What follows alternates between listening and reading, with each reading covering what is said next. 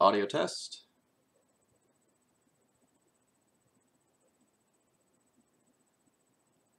Alright, audio test. Excellent.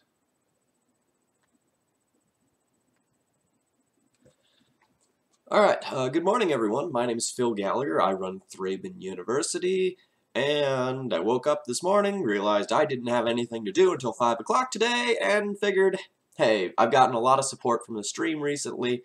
Why not go ahead and do a bonus stream for you all for no apparent reason? Really, the last 2 weeks here have been just absolutely insane. I've received so much support from the community, both financially and in terms of like encouraging emails and support and people offering to help out with various things. It's been great, and so I hope you enjoy today's stream. A couple of things. Number one, if you take a look by my webcam, I have a preview of our Thalia emote. It has been officially submitted to Twitch for approval. It's been in the approval process for a couple of days. I expect that, sometime next week we're going to have this active in the channel, and I'm very, very excited about that. Yes, the waifu has a makeover. We got the sketch last week, and we saw a couple of the draft versions, but this is the final that's been submitted.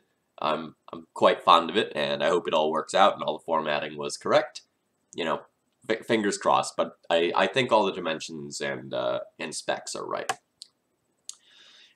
So sort of number two on that note, I also got picked up by the Card Hoarder Network, so now beginning sometime later this week, I will be able to borrow cards from Card Hoarder directly, and so I can increase the variety of my stream a little bit.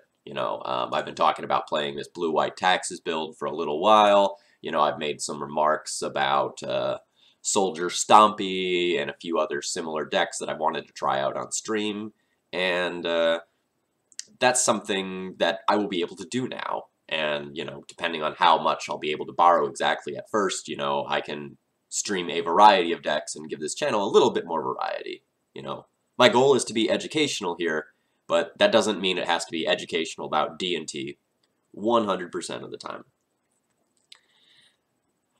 So, Basic Planes, you were the first one to show up in this channel this morning, and you've donated recently. So I'm going to leave it to you. What would you like to see this morning? I have the Wingmare list pulled up that we played on Friday, but, I'm willing to run a stock mono-white. We could play the Super Taxes list, a Singleton list, red-white, Direfleet Daredevil. What are you in the mood to see? I'll leave the fate of this stream up to you.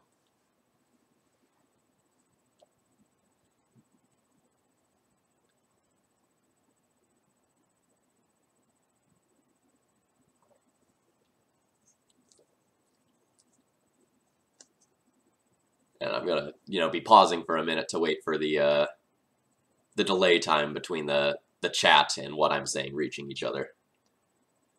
Yeah, this is a surprise stream. I woke up and realized I didn't have a lot to do today, so why not go ahead and run out an extra stream? There are a lot of people supporting me from like random places all over the world, from Brazil to Germany to Sweden to Australia. So if I give some of my other viewers a chance to watch me live, I think that's really important. Crusader isn't very good at the moment, huh? Crusader's fine. I've been very happy with Crusader. I haven't been streaming the Crusader list a lot because I think the red-white list is pretty great, but I'm 100% willing to stream that Crusader build if that's what you want to see. Or if you want to see a build with some Crusaders, that's fine as well. And we could play something, reasonable like this, changing a couple of sideboard cards, because Sword of Light and Shadow isn't great right now.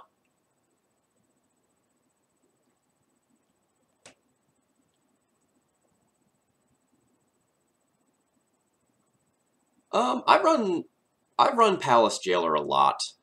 In my red-white deck, I haven't been overly impressed with it because I feel like it doesn't fill any need that the deck has. Against the Eldrazi decks, where, that's one of your best Palace Jailer matchups, Magus of the Moon just ends that just as easily. And And, like, I have 3 Path to Exiles in the sideboard, so, like, I think I've got that covered.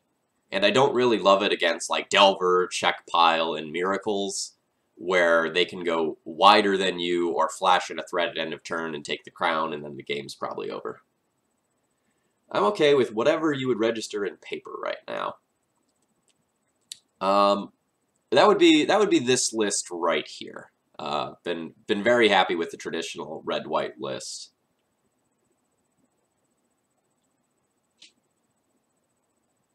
So I guess we'll just run that back for today. Like, this is... Like, someone sent me a list saying, hey, I'm prepping for a GP. What list should I test? And I sent them this 75. Because, like, it's just been so good to me. You know, I'm sitting at about a 63% win rate, which, you know, I'm shooting for 66, but, you know, that is ambitious. But 63 is pretty good for Death and Taxes in the current metagame right now. So we'll run the usual.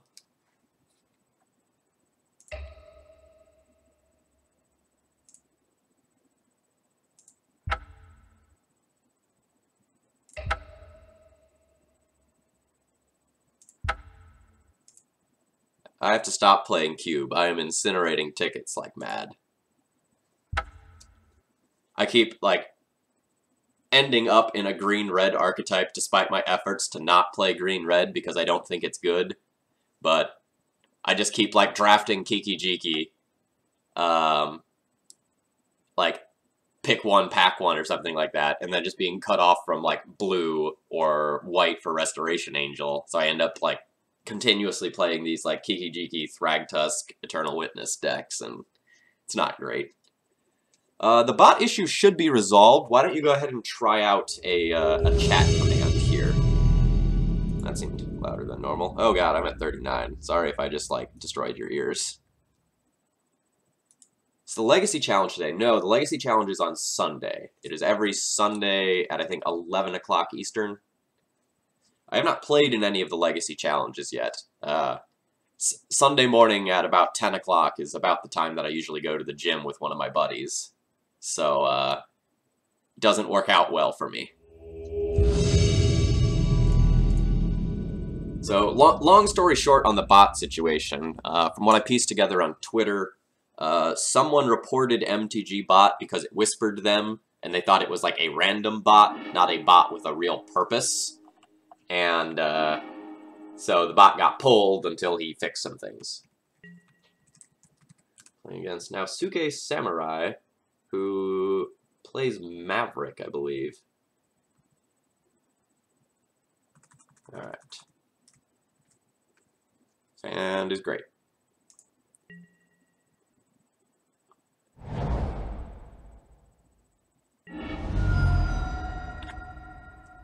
Naosuke Samurai.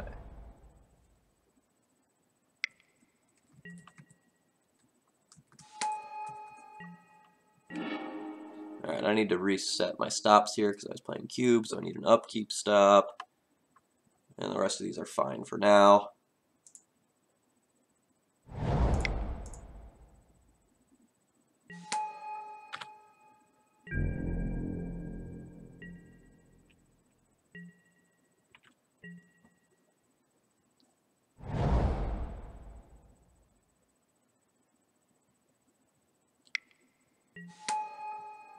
Oh, that's annoying. It's not the end of the world, but it's certainly annoying. Alright. Since I drew another land, I kind of want to play Mom and Wasteland. But if I don't do that, then I can curve, like, something that results in me connecting with Jitte sooner. If I don't Wasteland this turn, I could play out Jitte, followed by play Wingmare, followed by attack with Wingmare with Jitte. Or I can just limit my opponent's resources, and if they're land light, then, like, the Jitte has a great chance of stealing the game anyway. So I'm gonna go ahead and take that. Like I have a decent mix of land and spells right now.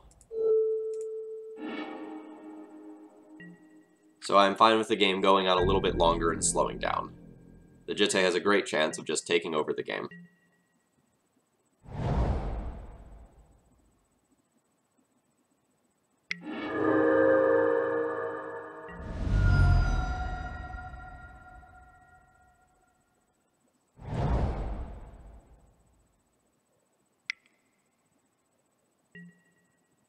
Ooh, that's bad for me.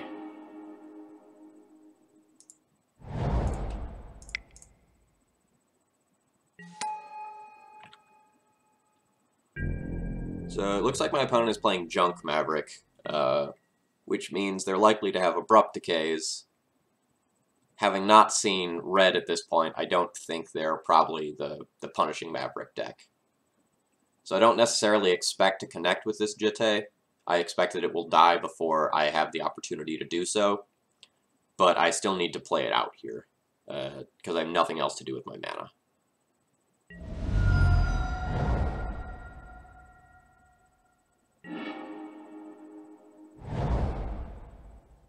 Oh, we have a blue source. Does that mean a Leovold? It does mean a Leovold.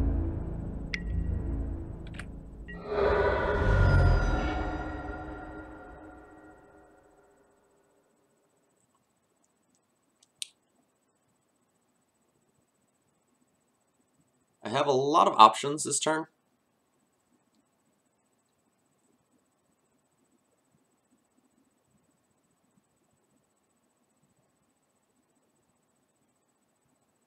I kind of like just Recruiter for Magus and make my opponent have a spot removal spell or constantly hold up mana for the rest of the game in fear of the Magus. It's not the most aggressive line, but even if I don't outright attack with the Magus next turn, having any body in play plus a Jitte means that like the Dryad Arbor or any small creature is in terms of dying.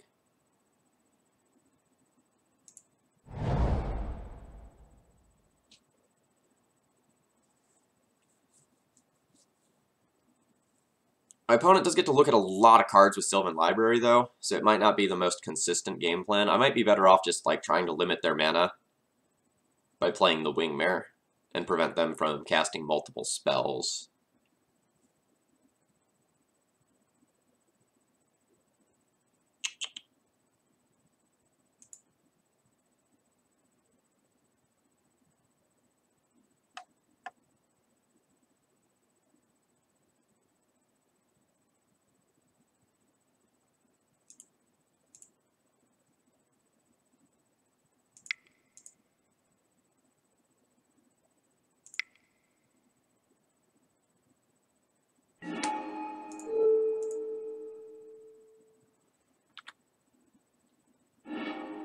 I'm going to take a line that is going to let me get the Leovold off the table.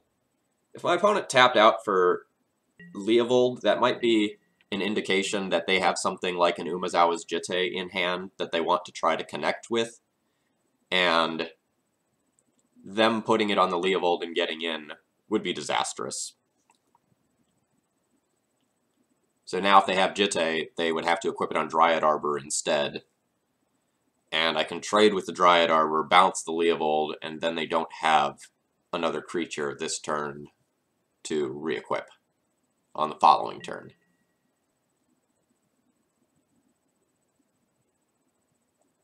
Do you have a list for this? Yes, it is immediately below the stream.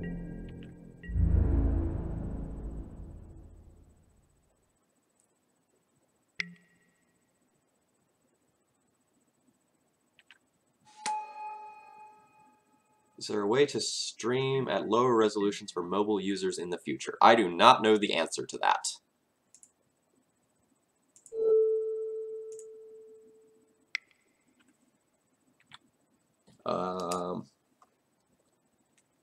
Let me make a note of that.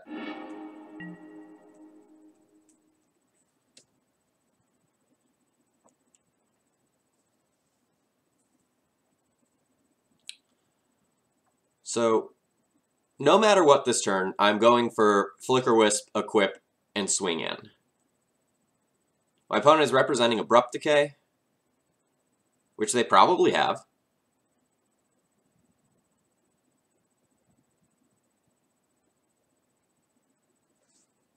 So what do I want to do, knowing that they probably have Abrupt Decay? If I equip in, I play Thalia as my follow-up play.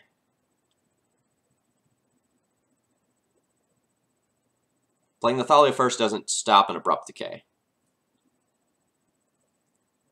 I can just play conservatively, get Recruiter of the Guard, Recruiter for Magus of the Moon, and then try to lock them out in that way, and then they're going to be torn between dealing with my Magus and dealing with my Jitte. And I think I like that. The issue is that if they don't have the Abrupt Decay and that's just a bluff, I just completely win the game right here if this Jitte connects. But I'm going to be really far behind if it doesn't.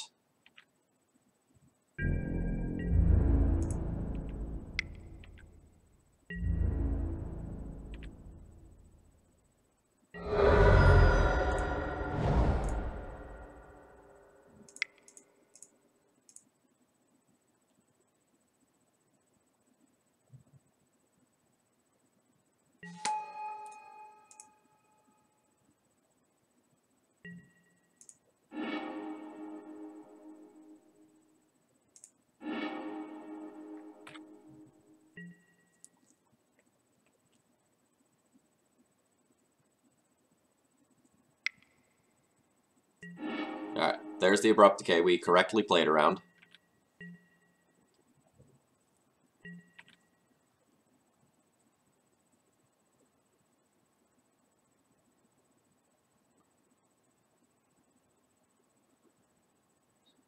Yeah, Fizzler, I've incinerated enough tickets on Cube this week. I think I've learned my lesson. I say that, but like I'll probably Cube more tonight. I haven't streamed most of the Cube drafts I've done. I don't feel like my Cube play is good enough right now to stream that. Like, I'm really good at Vintage Cube, but the Legacy Cube has been giving me a lot of trouble. Alright.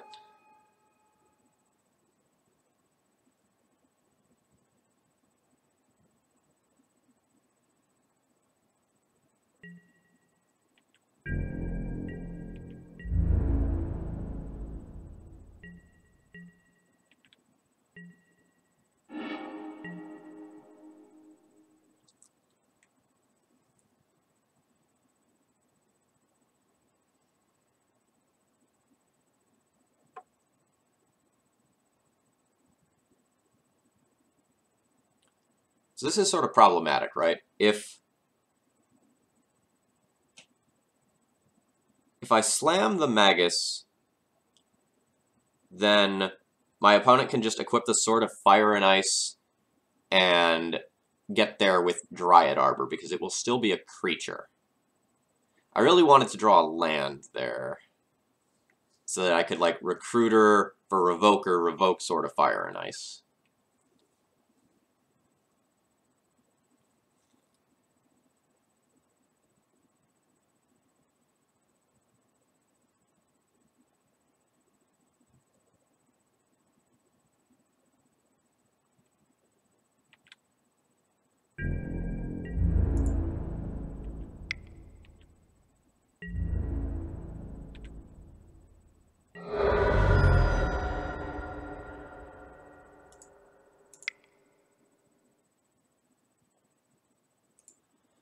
What am I getting if I Recruiter?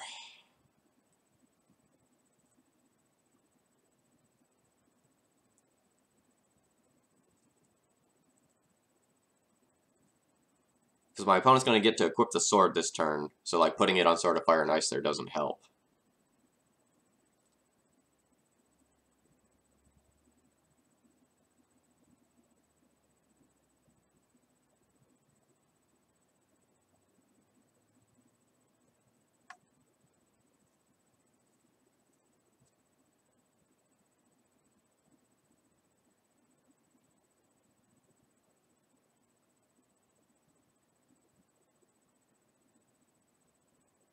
I guess if I Recruiter, get Revoker, I can revoke Mom and then just chump block Dryad Arbor for the rest of the game.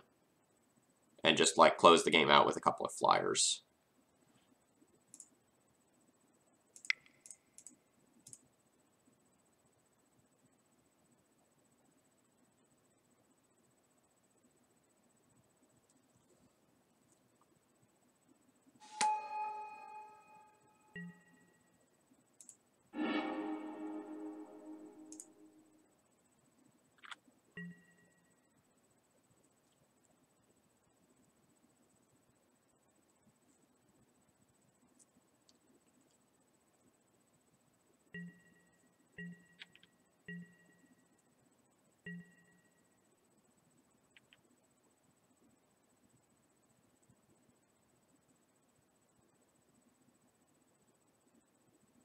My ideal draw, again, is probably just land, so that I can go Magus and Revoker in the same turn.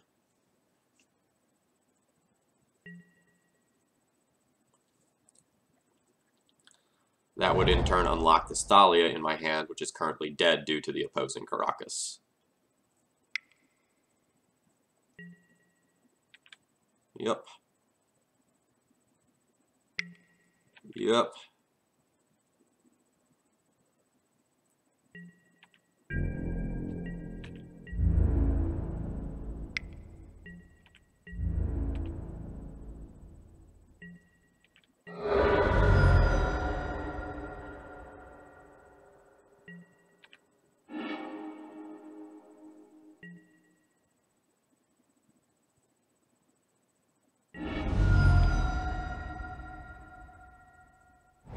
Swords to Plowshares would also be a pretty great draw.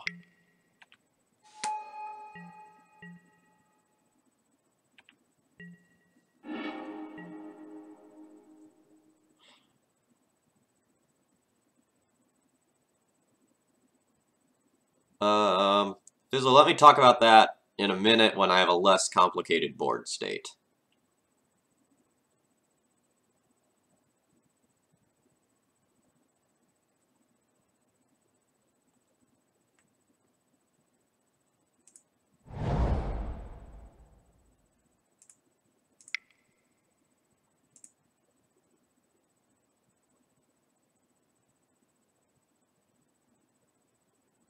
Yeah, it's a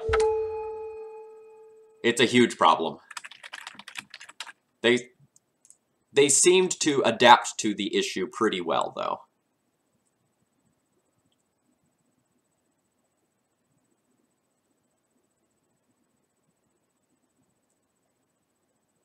As weird as this sounds, I probably need to play Wingmare over Magus to try to close the game out in 3 turns. How many creatures are in the graveyard? No, so it would be 5 turns because of the Deathrite Shaman. Never mind, we'll still Magus.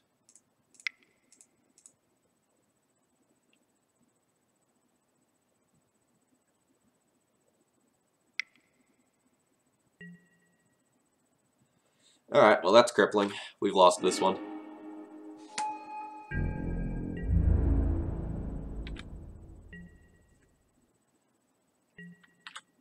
So now that I can F6 through this turn, I basically have no thoughts on reprint sets. They do very little to change formats. Like, they make some cards more accessible, but for your competitive players who, like, are playing on Magic Online and who are, like, traveling to paper events, oh, come on! That doesn't matter all that much. I do enjoy the Rishadan Port reprint because that makes D&T very, very accessible, both in paper and online, for a lot more people. It already was very, very accessible, but now, like, even more so. And I do enjoy the Imperial Recruiter reprint because that means that random people that want to try out decks like Painter can. As far as Dominaria goes, it looks like there's like 2 good cards in the set and a bunch of mediocre cards.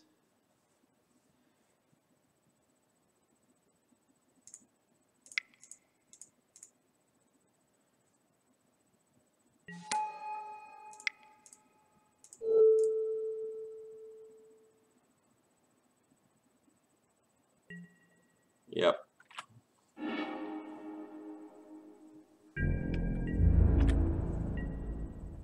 So the Karn from Dominaria looks to be pretty good, and I forget what the official translation was, like Damping Stone or Dampening Stone, that generic hate card that kind of like hates on Storm and Elves and Eldrazi, basically everything. That card will be very, very good. Otherwise, nothing caught my eye. It is Dampening Sphere? Okay.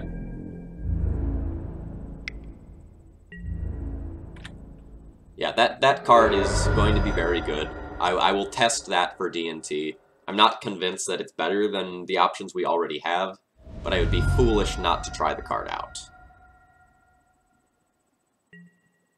I'll concede after this draw step unless my draw is insane. This game's pretty much on lockdown.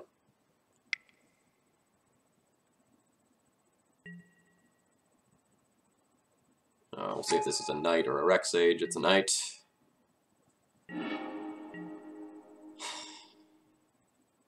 It's still not good enough. Like, I can't remove any threats. If I port down the Dryad Arbor, my opponent moves the pieces of equipment, and then my Swords to Plowshare doesn't do anything. So I'll go ahead and concede this one. I value my clock in this matchup quite a bit. The games are long and grindy.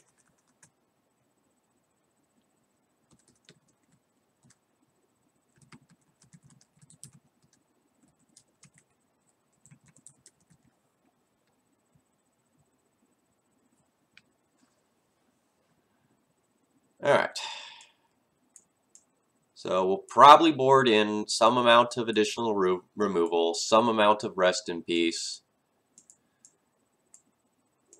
and some amount of this stuff. I will probably board out my Thalias. They're kind of weak. They don't tax my opponent as much as I'd like to tax.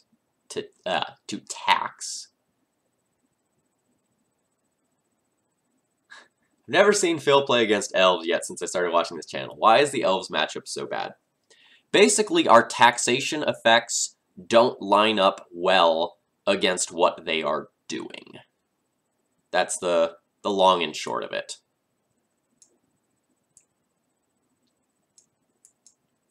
Like, they can ignore Thalia. One Revoker doesn't do enough. They have a couple of forests so they can play around Wastelands. They can hold their Gaia's Cradle for a little while to play around Wasteland. And even something like Umezawa's Jitte they can deal with by, like, tutoring up a Reclamation Sage. So, it's not the best.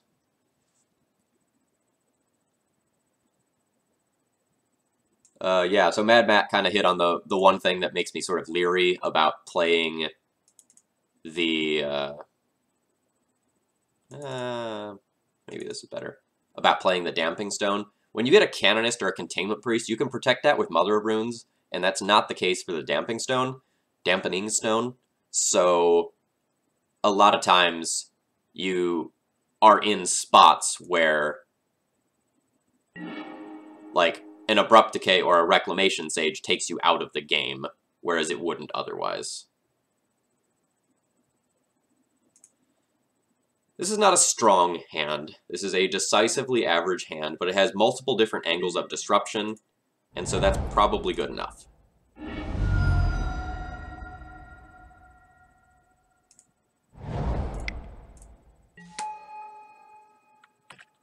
Yeah, the chat has done a good job in helping me dodge elves for a little while, and I do appreciate that.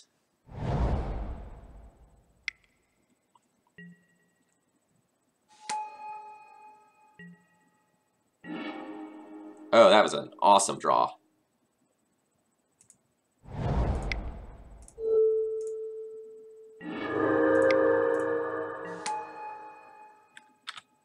No attack with Mom, we're not going to get that ambitious. I think the last time I played against Elves, my opponent ended up flipping up a Morph card that buffed their Elves. It's Tribal something or other, I forget its exact name. Tribal Force Mage, maybe?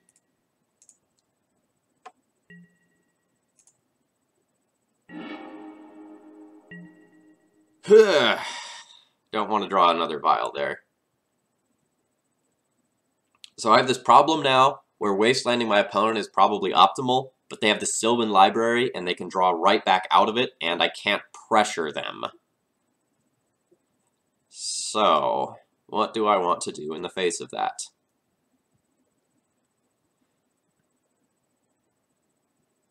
Magus backed up by Mother of Runes is probably a solid play.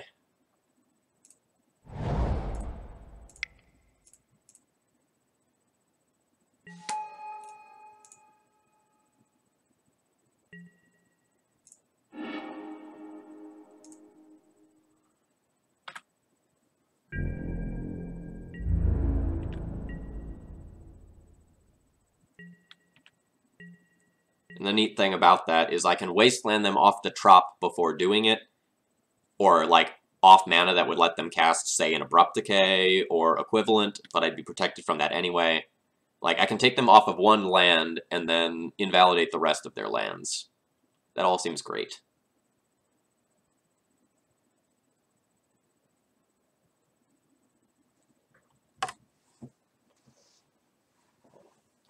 So more so than anything else, I kind of expect my opponent to just jam a threat this turn, but my mom can brick wall a lot of their threats. And then we'll just rely on whatever's on the top of our deck to close out the game. If I cut my mana off of casting, you know, all of their Knights and Leovolds and such, then they're going to have to get a Mana Dork before they can do anything else.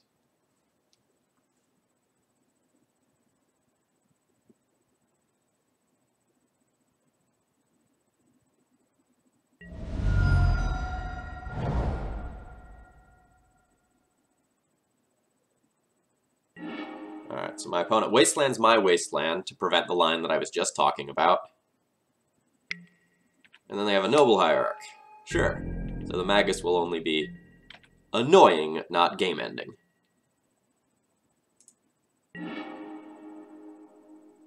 Alright, and the next turn down the line, the Swords to Plowshares will get the Noble Hierarch. Sounds great.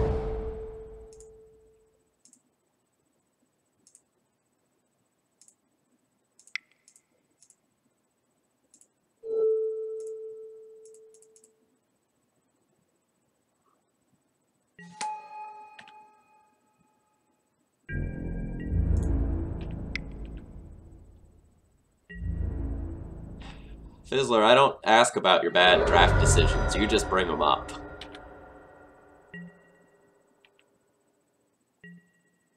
No, I don't think my opponent's ghosting.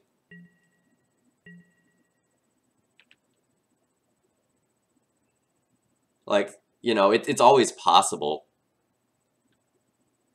But, like, a turn of play a Mana Dork and wasteland me is fine. Like, if they have the Sylvan Library to keep drawing cards, then why wouldn't they want to put out the cards that let them deploy more cards?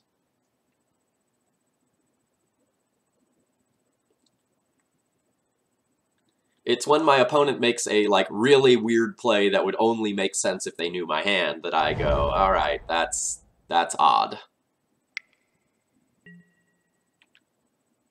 Alright, Stoneforge Mystic, you bet.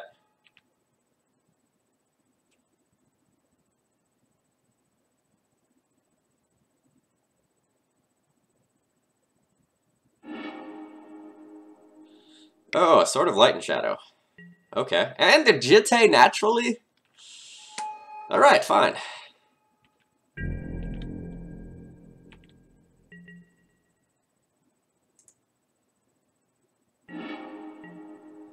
Still got all these Ether Vials.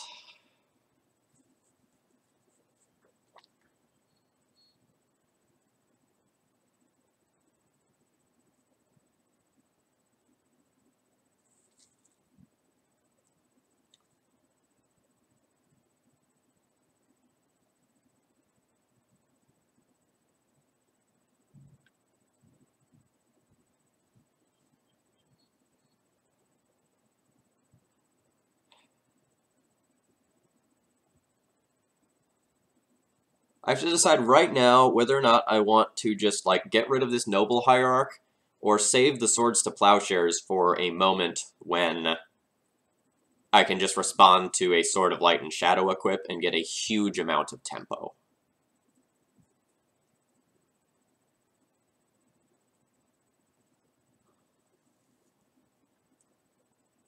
So, like, here's the issue with Swords to Plowshares the Hierarch. My opponent just casts Sword of Light and Shadow on their turn. And then, on the following turn, they equip, and after that, the Jitte just starts getting in. I guess if they don't have any removal they can cast, then I can block with Magus of the Moon, since it's red. So I guess, like, begrudgingly, I take the line of Swords the Noble Hierarch.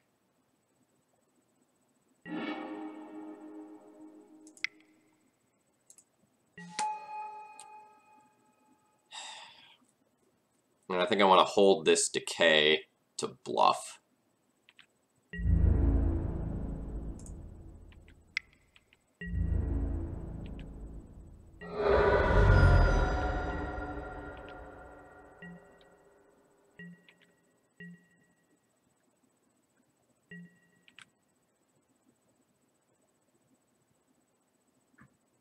So, like, yes, I know there's not mono green removal, but Dismember is not an unreasonable sideboard card.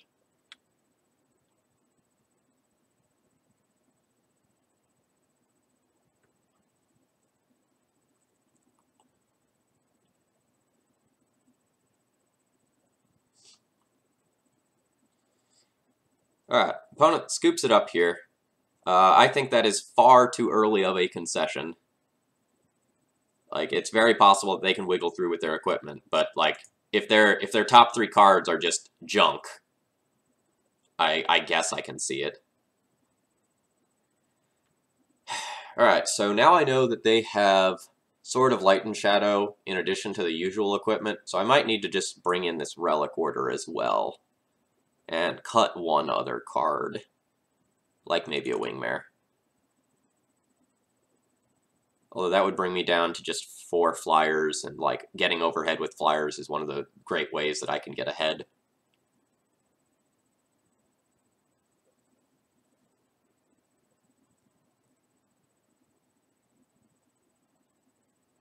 I could also just play 1 Rest in Peace on the draw.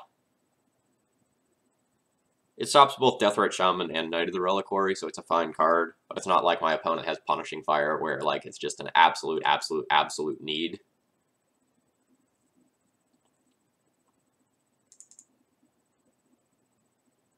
I could also just go up on Path to Exile.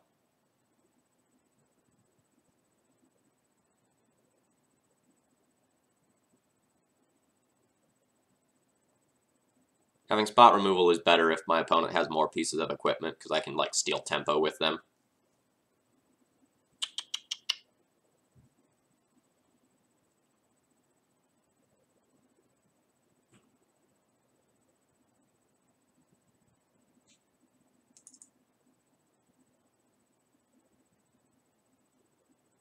Maybe I'm not even, like, supposed to play Rest in Peace on the draw.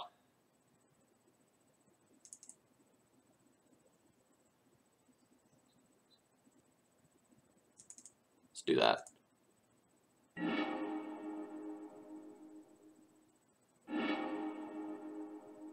And Filk, there are also a few more custom commands for this channel that are down below the stream.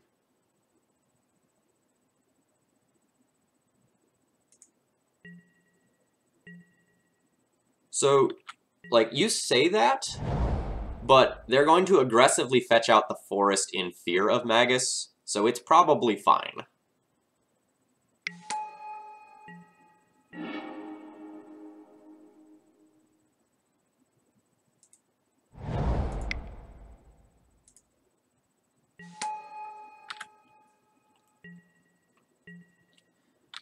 Safekeeper's kind of annoying.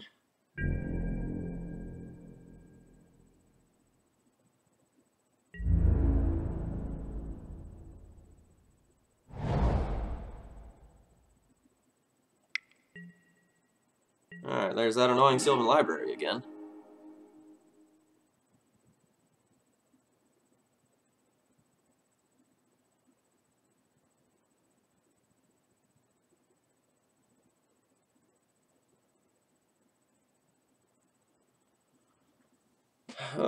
What do I want to do this turn? I can just wasteland my opponent off their Savannah and try to gimp them. But since they have the Sylvan Library, that's a poor proposition. I'd rather just slam the Magus on the following turn if they don't wasteland me and hold up Path to Exile.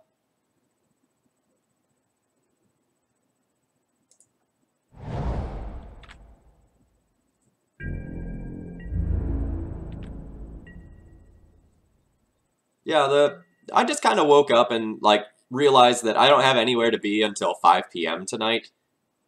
Like, I've got a video game night planned where I'm going to get together with some friends and we're going to play, like, a bunch of rhythm games and stuff, like Guitar Hero and DDR, and, like, some of the Japanese button-mashing games, like Project Diva.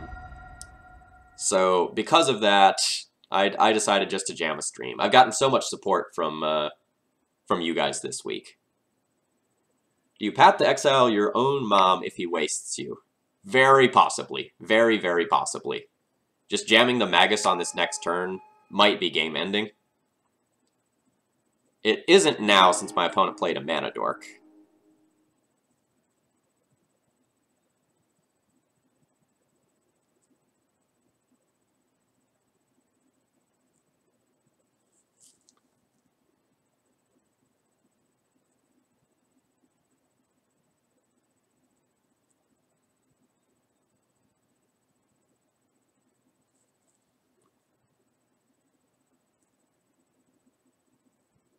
That just happens. That's fine. I can play out the Flooded Strand and play around a further wasteland without any trouble.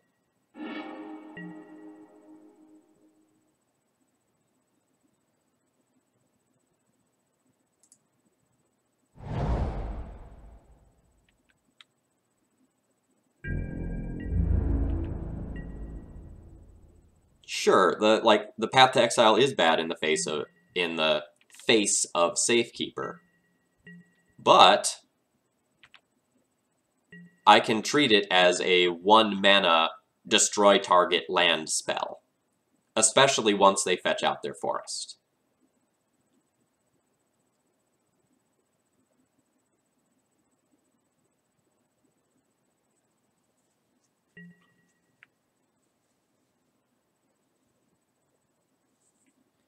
I would much rather have the Magus with protection than more or less anything else. Green Sun for 0. You have a Dryad Arbor. You make some mana. You have a Mother of Runes. Alright. That is indeed annoying.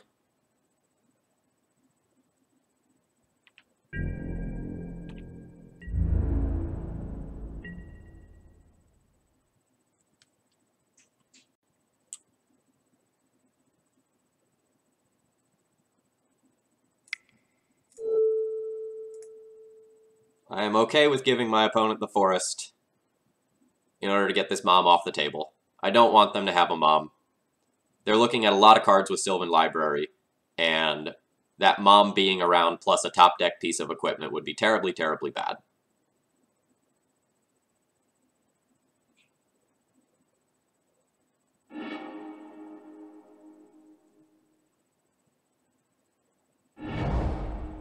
Ooh, they have a Plains.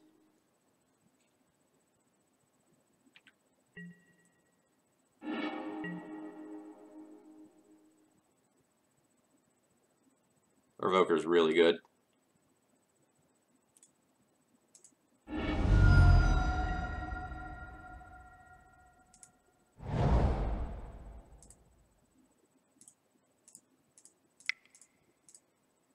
Yeah, there's no question about what card I am afraid of there. It is not basic land. It is Mother of Runes.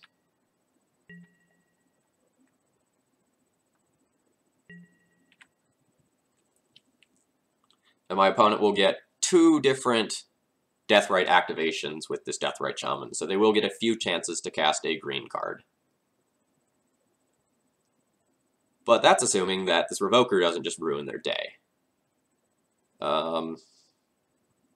It's unclear what I will be doing next turn right now, but the most likely line just involves playing Revoker on Deathrite Shaman.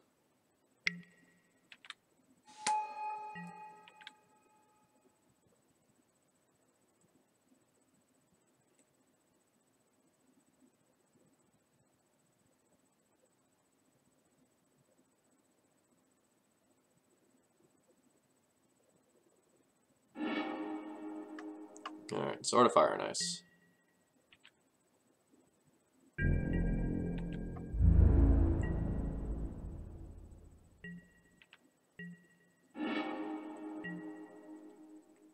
Oh, that's really good.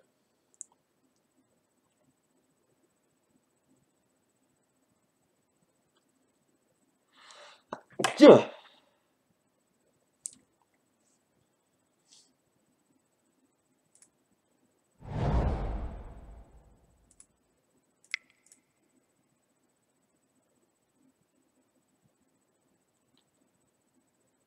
So, Nellied, we can't beat Zealous Persecution basically ever when my opponent has it, so we don't play around that.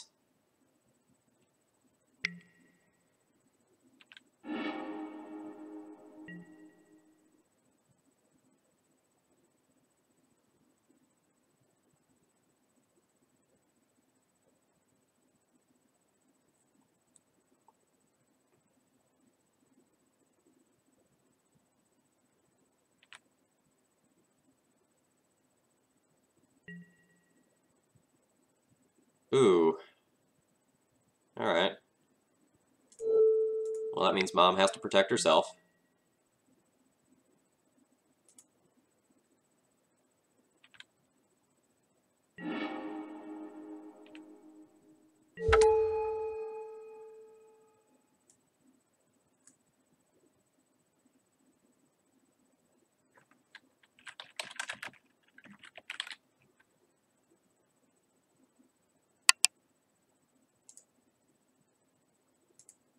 My name's Sylvan Safekeeper here, and I think just passed the turn in fear of, like, Umezawa's Jitte, cast Umezawa's Jitte, equip if my opponent has another land, and I can get the blowout here with the Swords to Plowshares when my opponent goes to combat. If my opponent removes the Magus, I can also Wasteland the Dryad Arbor.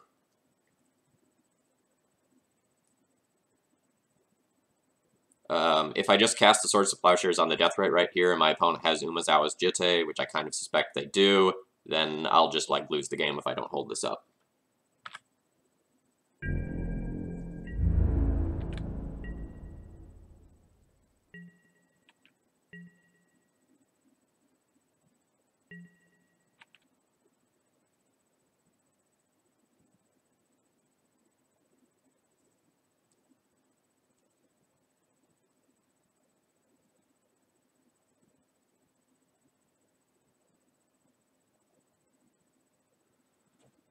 Hey, Agate. Glad to be streaming at a time where you can watch me this time around.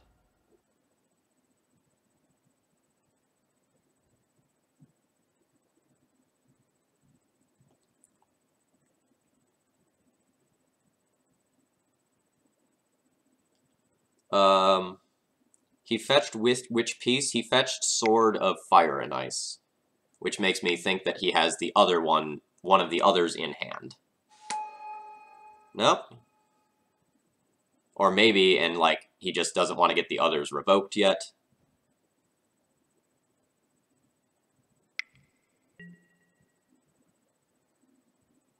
Put that on Sylvan Safekeeper.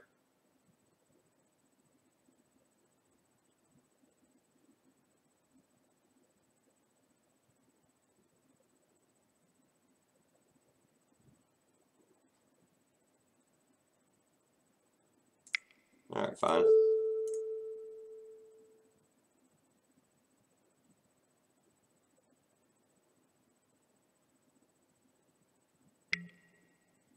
Does my opponent have the Swords to Plowshares? Super annoying if they do.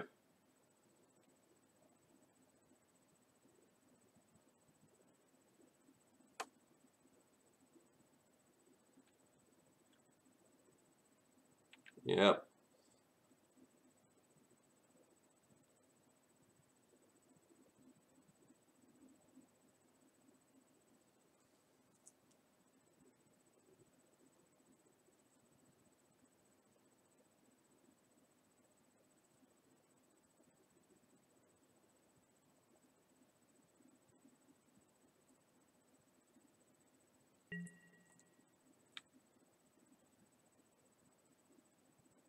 That seems wrong, but okay. Not dead yet.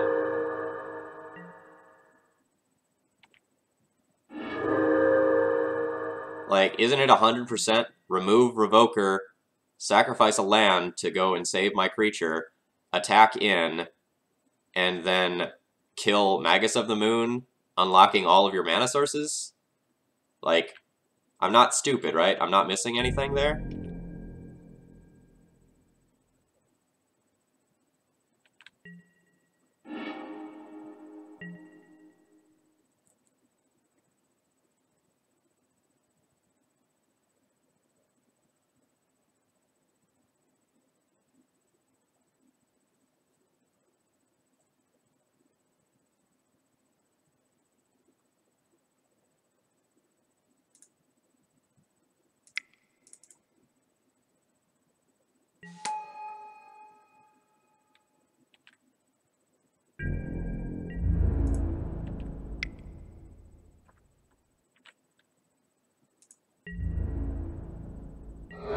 No, the equip was already on the stack. I responded in response to his initial activation.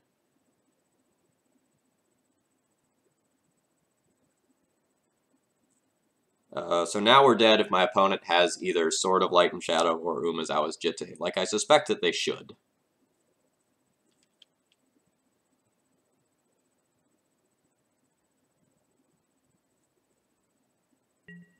Yeah, exactly.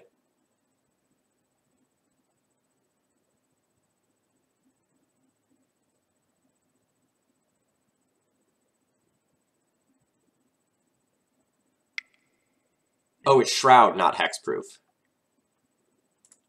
I see. So I did miss something.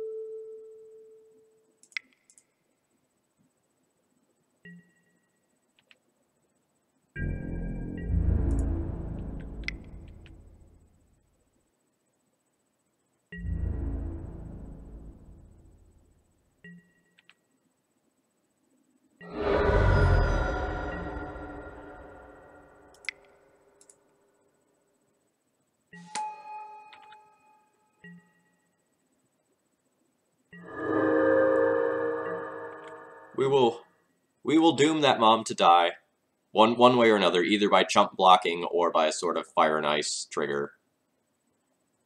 We're on a slippery slope to losing this one, but the Magus of the Moon gets to stick around for a while.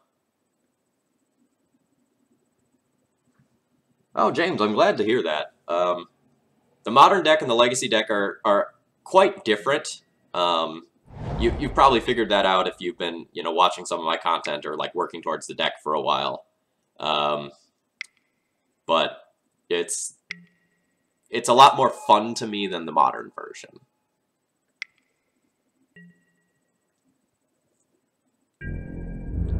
There's a lot more lines.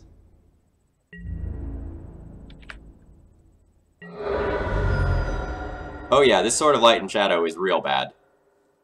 Like, they're going to get to chump block every turn with this Deathrite if they can, like, find the mana to replay it. But that is a big if, because this Magus is never going anywhere. Like, theoretically, like, we flop this Batter Skull if we draw a land, and it's not the end of the world.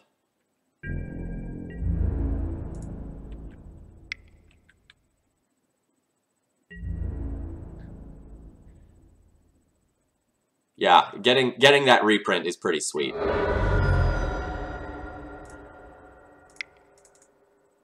Don't know what I'm recruiting for yet.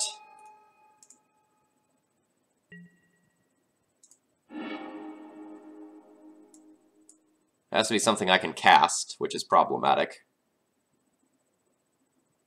I guess it's a Stoneforge, since it, like, cantrips. Everything else is just gonna die. Like, everything is going to die that I play. So why not Stoneforge?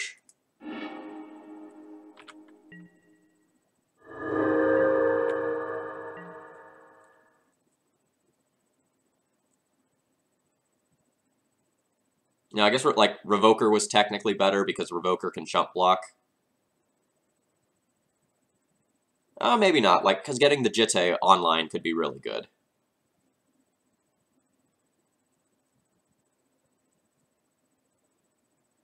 Yeah, so, like, the modern deck has some really cool interactions, like, depending on which version you're playing. I did a lot of playing with the version that had, green in it, so it had, like, Restoration Angel Thragtusk combo, which was always really sweet. I enjoyed that a lot. And super unfortunately, my opponent can, like, keep playing this sort of Light and Shadow Dryad Arbor combo to jump block every turn. But if I get the Batter Skull in play, that doesn't matter.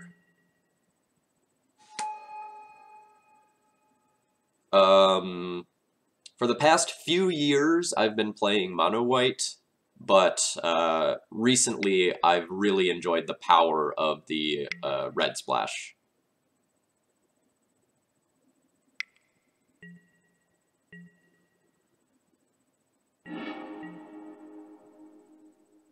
Alright.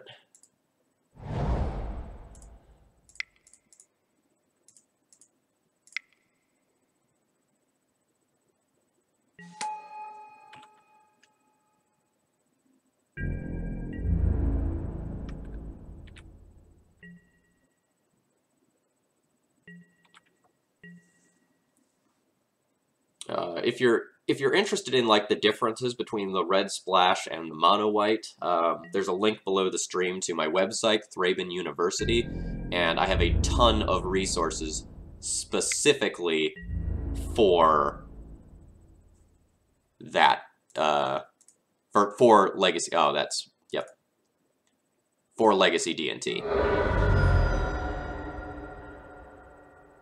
So now my opponent, again, is just going to get to, like, move both pieces of equipment, and if they do that again, neither one of these creatures is the appropriate colors to get through.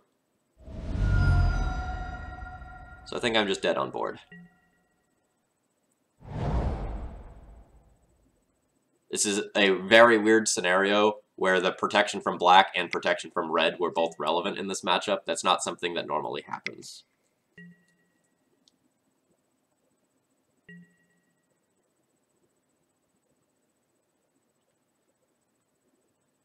Scavenger Folks asked, any thoughts on the True Name Nemesis Brainstorm build of D&T?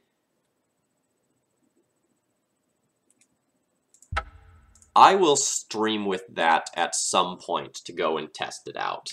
I don't think it is particularly good, but it is particularly interesting.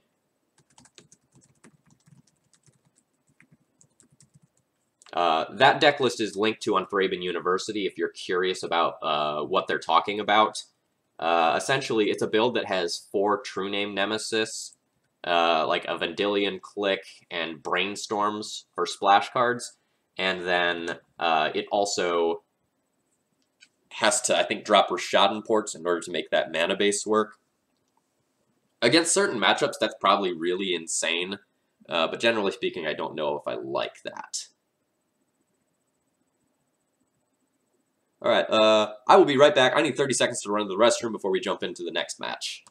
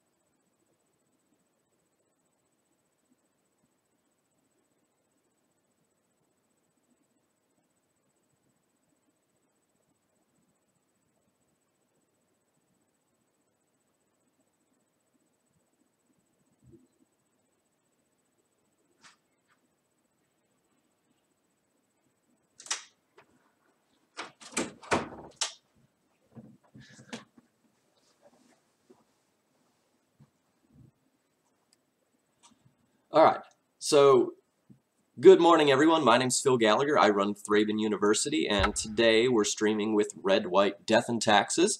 Things have been going very well over at Thraben University. I just finished up a primer on Affinity, or the Steel Stompy deck this morning, and I've gotten a lot of support from followers over the last 2 weeks. Things are going very, very well for me in that regard, and don't have too much else to say there that I haven't said already at the beginning of the stream. So you say if we fetch Revoker that turn, then we could have played both, hit land the following turn, fetch Jitte, played equipped. No, the issue with that is that we fetched the Stoneforge Mystic. So if we didn't fetch the Stoneforge Mystic, we couldn't have gotten the Jitte.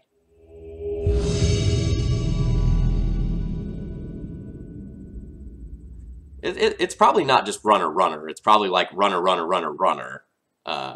It would take a lot to get us out of that.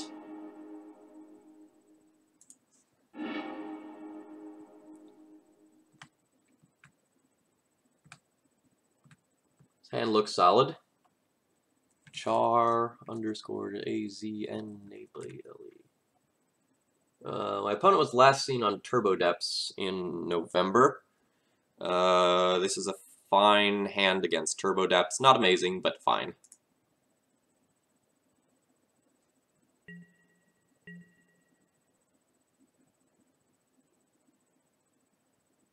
No, I definitely recruited for Stoneforge Mystic.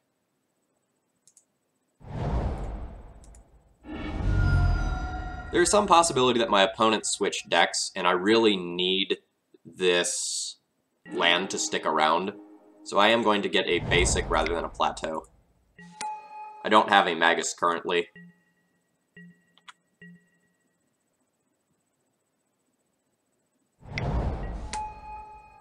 Alright, opponent confirmed Turbo Depths. And super punished by drawing the Magus.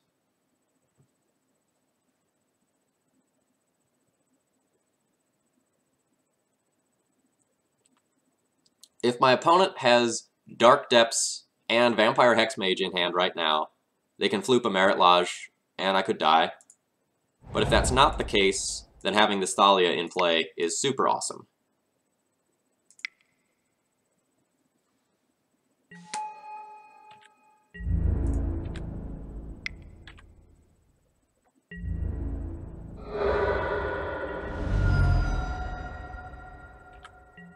Okay, sure.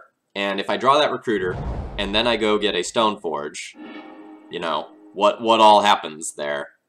One turn to play the Recruiter, another turn to get the Stoneforge, and I should still be dead to clock, like, their clock there. Literally none of the creatures in my deck other than Revoker can block.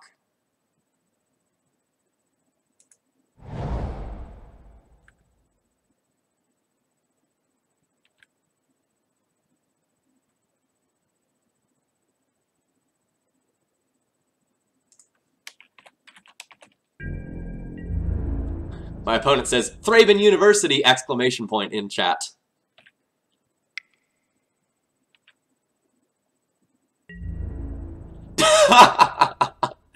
My opponent says, why do I have to get paired against you in a 3 when I'm 3-0? And my draw is very good against theirs. So this should go and get a words Thespian Stage. There we go. So I'm fine with just go ahead and taking the Wasteland line here.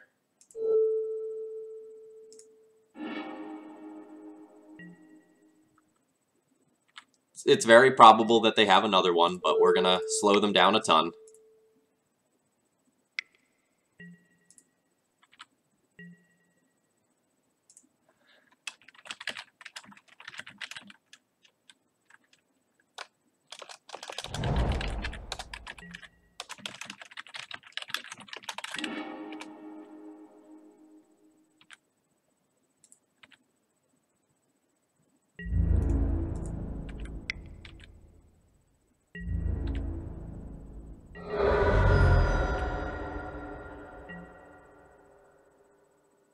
I have my opponent on a 5-turn clock, which isn't good enough. So porting them is important. More important is probably putting this Vial into play to eventually either Flicker Wisp a Merit Lodge or Magus of the Moon to lock them out of the game completely.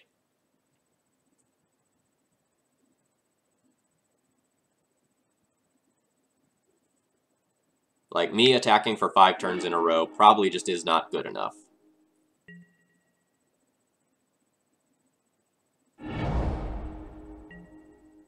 As we see right there.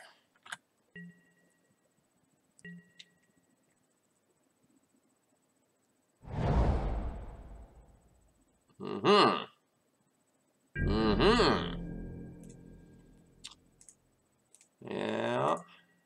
That's bad.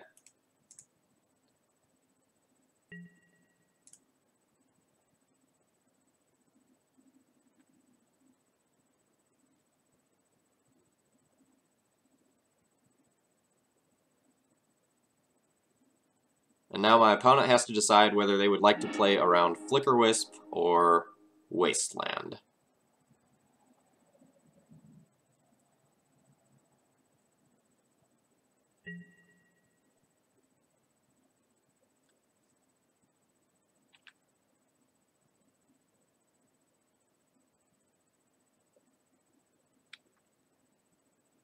What do you mean, do we have any outs? We're not dead. We're 100%, like, fine. We're probably winning this game.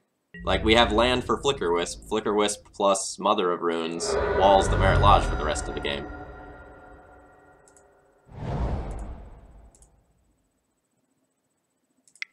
Man, I hate playing when my opponent has Urborg and I have to, like, select what mana I get to make.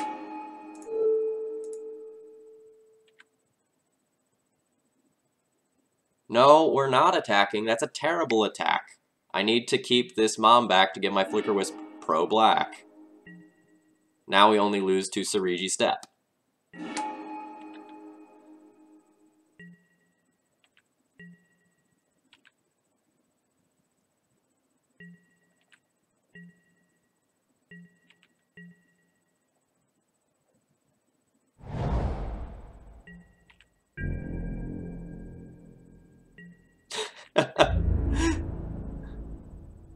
Yeah, this Moon Man will lock things up. Alright, so the Expedition gets the Serigi map, or Serigi Step, so that's not good for me.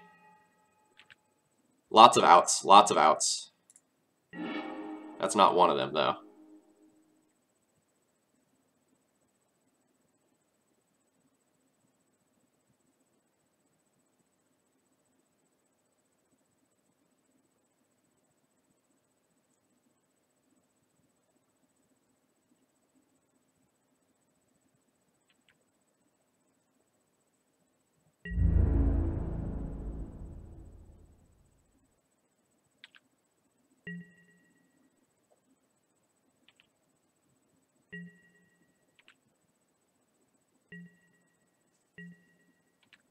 Oh, great. I'm very happy about that. Would you send me a message with that person's name in it? I'll want to thank them later. Welcome, and for anyone who is here because of hosting, glad to have you. My name's Phil Gallagher. I run Thraben University. We're playing against a very good matchup right now, Turbo Depths, but my opponent just stole game 1 with Serigi Step. Womp, womp, womp. So on this channel, we almost exclusively stream Death and Taxes, although that might change a little bit in the not-too-distant future, because I just got a sponsorship from Card Hoarder. I joined the Card Hoarder network, and so I'll have the ability to go and stream a few other decks if I so desire. Alright, so that was game 1 against Char _ AZNABLE. Alright, so game 1 loss to Serigi Step.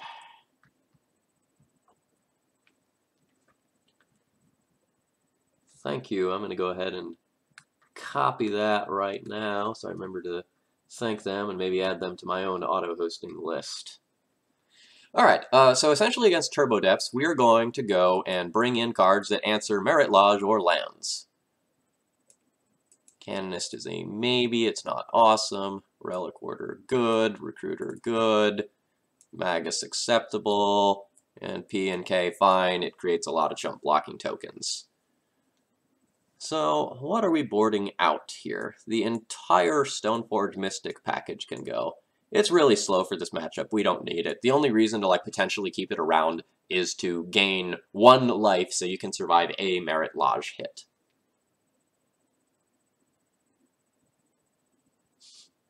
Oh, it's the biggest MTGO streamer in Brazil. Well, then I really need to add them to my my auto host list. Are they doing their stream in English? I guess that's a big question. Because I know many languages, but my Spanish is not good enough, you know, or like my Portuguese or whatever won't be good enough to watch a language in a stream in another language.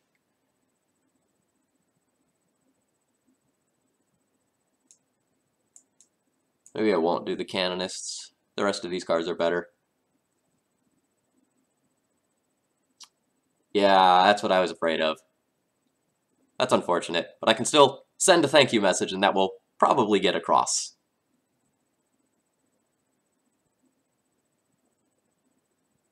This is fine. And for anyone curious why I'm bringing in Mirren Crusader, it just closes the game quickly, and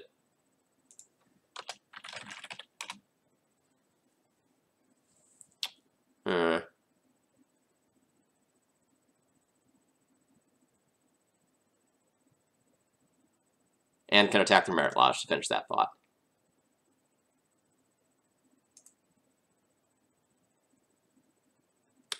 Yeah, see, that's why I love with interacting with people from around the world is they all speak fluent English to make up for the fact that I don't speak their languages. It's very convenient for me. Having English as your primary language is very useful.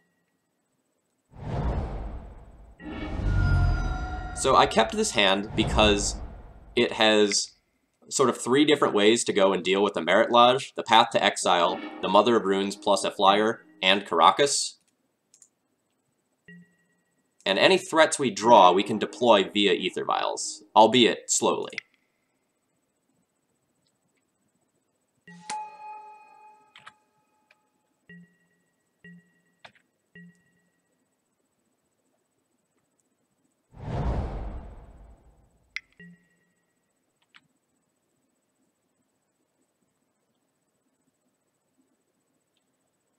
And by the way, for those of you that are new here and are here because of hosting, you know, if you enjoy my content, please follow. I'm I think 2 followers away from going and doing, you know, an additional stream just for hitting my next follower goal.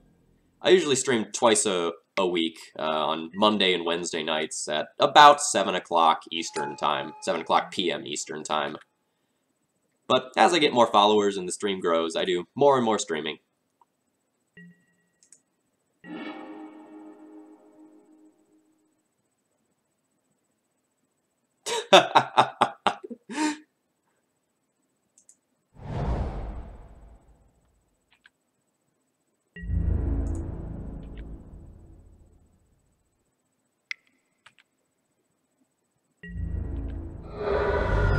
Even though I can port my opponent here, I'm not going to do that, and I'm going to deploy the Ether Vial so I can have a Vial on 2, 3, and 4 over the next couple of turns. And then, probably every turn for the rest of the game starting now, I'll be porting. Ooh, neat! Then I hit my follower goal since the beginning of this stream, and I'm quite happy about that. Ah, Sylvan Safekeeper is a problem.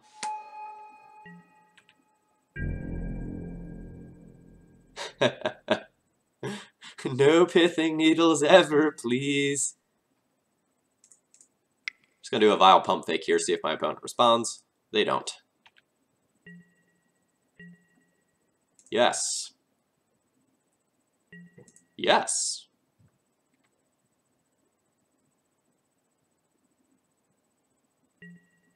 Yes.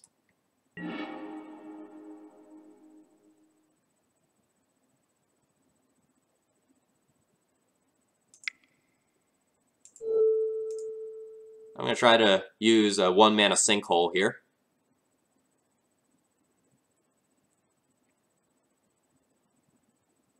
Hey, well, I'm glad to have you. Welcome. I'm streaming quite a bit these days, and Thraben University has a ton of content for you if you're already not familiar with it. There's a link to my website below the stream. It has basically everything you could ever want for Death and Taxes there. Yeah, this is indeed the vile dream.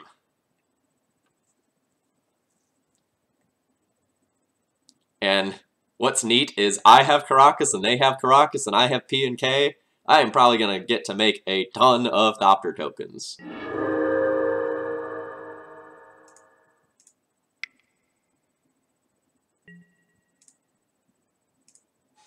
And now I won't attack with this Mother of Runes anymore. We're going to hold it back, because Mother of Runes plus Vren Wingmare and P and K colorless tokens means that Merit Lodge can never, ever, ever, ever, ever connect.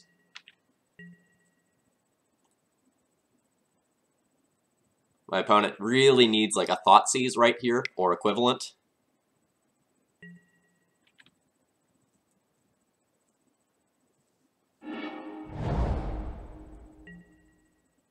Alright, that was Sylvan Scrying for the Urborg.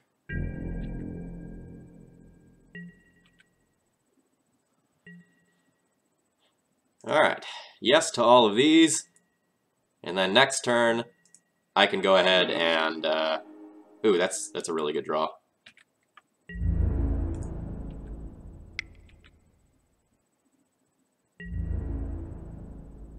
Sorry to finish that thought. Next turn I can say, like, auto-no to those vials.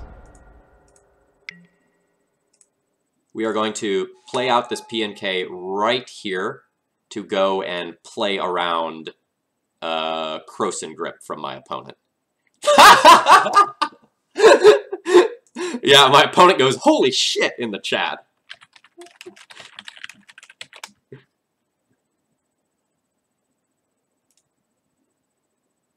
And I'm not going to fetch yet. I don't know what I want. Is this some sort of Titan shift in Legacy? You mean my opponent's deck? Actually, I want to fetch now.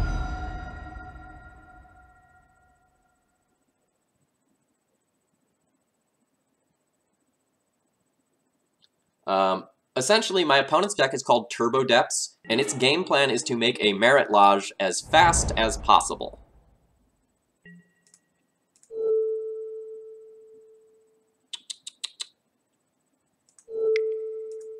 It normally does so by combining Thespian Stage and Dark Depths together, but it can also use Vampire Hexmage to remove all the counters from Dark Depths.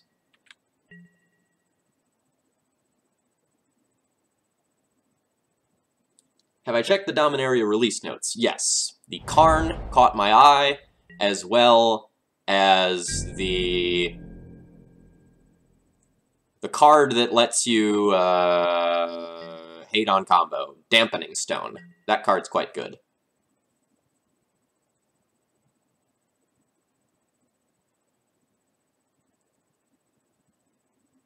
I think I want to bounce my P and K now, so I can hold up Caracas on my next turn. If I don't just bounce it now, then my opponent will just bounce it in combat, and it's not connecting anyway. So this is fine.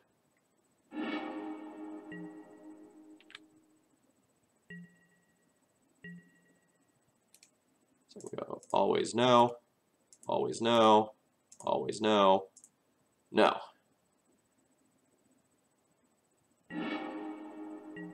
Plains is an awesome draw.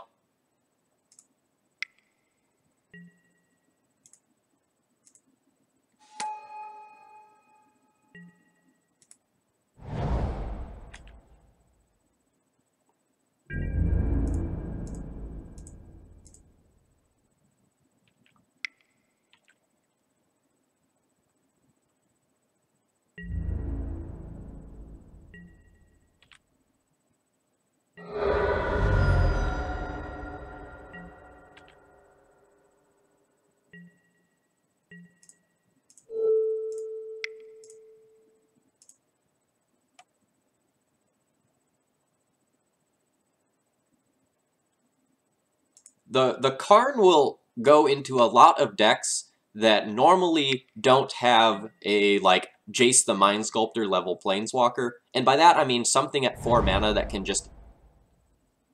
generate consistent card advantage. Like, the red decks can play Chandra, Torch of Defiance pretty easily.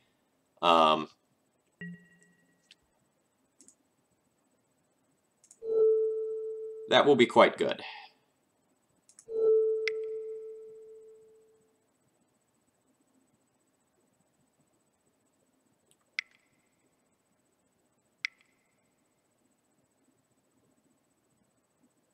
You have the 4 mana for the... Ooh, a crop rotation. What are you getting with that? Could be anything. Ghost Quarter. Alright, so you'll Ghost Quarter my Caracas.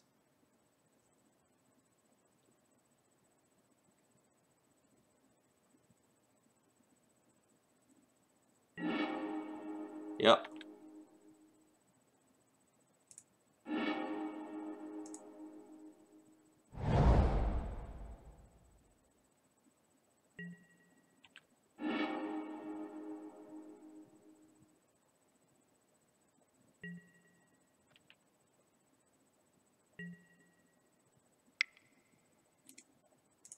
If my opponent has...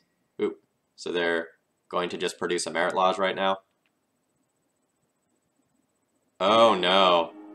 Oh no. My opponent just misclicked and copied their Urborg.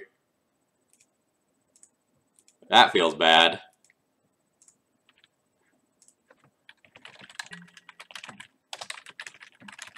I'm just going to tell him you weren't getting through Thopters anyway.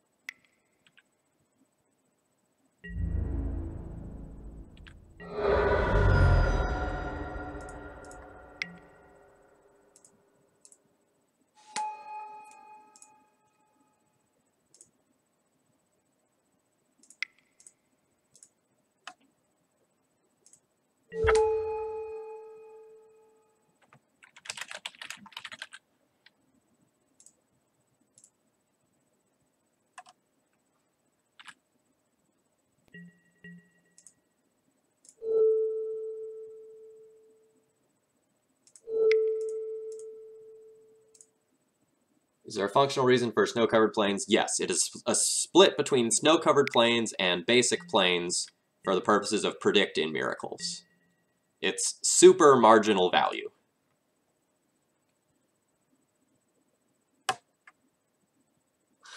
Yeah, that's exactly what he was doing.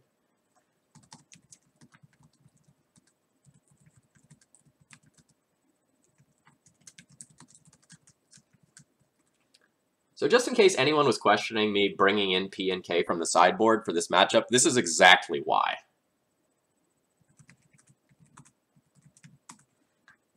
P and K lets you do really, really silly things, like against any sort of fairish deck, and against an unfair Merit Lodge deck, it just produces a stream of tokens that they're never, ever, ever going to get through. Oh, this is a tricky hand. This is a tricky hand. It is effectively a mull to 6 that is Mom Caracas Thalia Thalia Path Revoker. Caracas is one of our best cards in the matchup, but this hand probably doesn't put enough pressure on my opponent. A 6-land Vile hand would probably be much better than this. If I spike the land, this is pretty good, but if I don't spike the land, this is rough. I'm gonna go ahead and pitch this one. I'll keep this. And that's a tricky scry. I'd rather get a white source, truth be told, than a Revoker. Revoker stops Hexmage, but like trying to stop Hexmage on the draw is kind of bad. If my opponent duresses me and takes the Vial, then having this Revoker is great. But 2 of my cards in hand are just like absolutely uncastable. So I'm going to bottom that.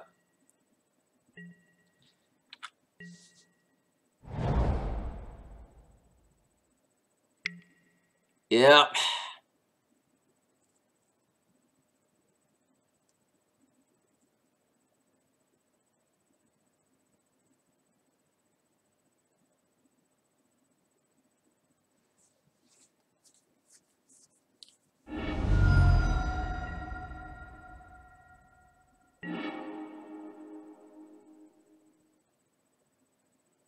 Alright, now I have to decide whether or not I want to, like, throw this at the Urborg to prevent a turn 2 kill, or whether I want to wait.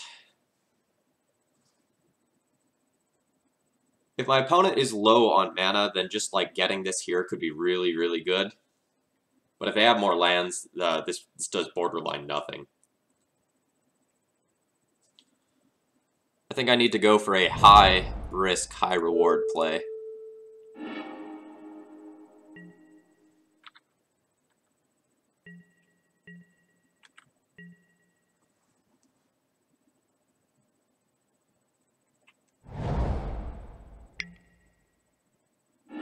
Alright. Woohoo! That was a great draw, boys! Everything's okay.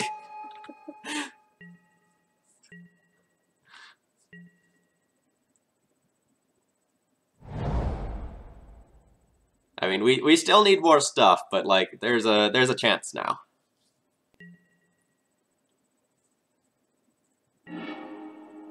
It's a real chance now.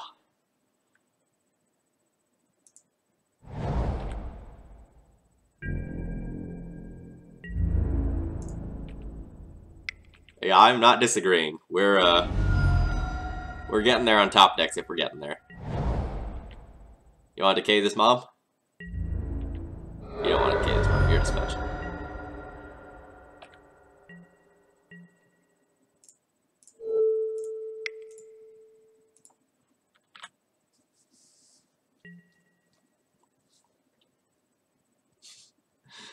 Everything's coming up, Millhouse. That'll name Caracas.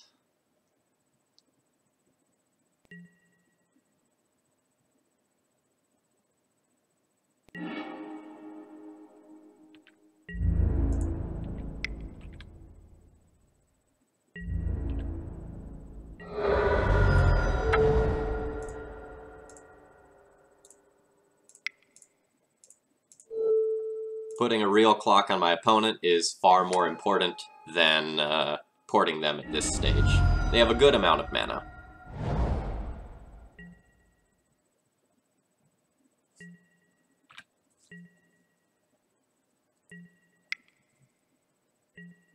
Ah! They got the P and K. Uh-oh. That's a Merit Lodge.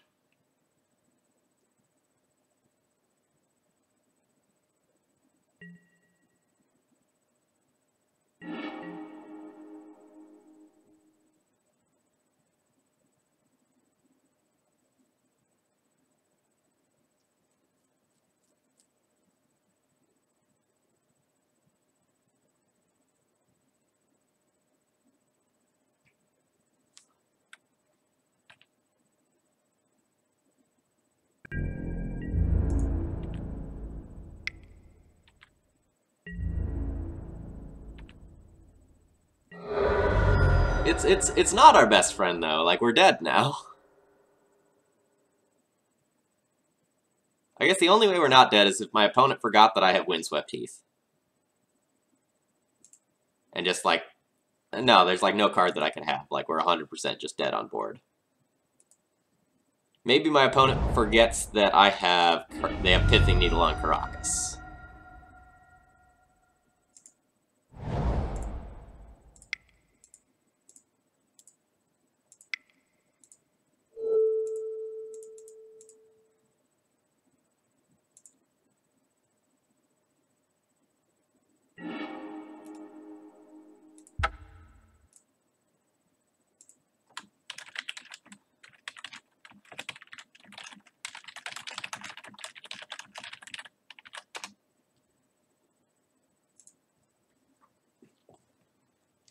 Yeah, so I think there's very little point in just, like, pretending that I have Swords to Plowshares in hand, because my opponent is just going for it there. Like, I have one card in hand, they're 100% going for that kill there before, like, Mirran Crusader just takes over the game.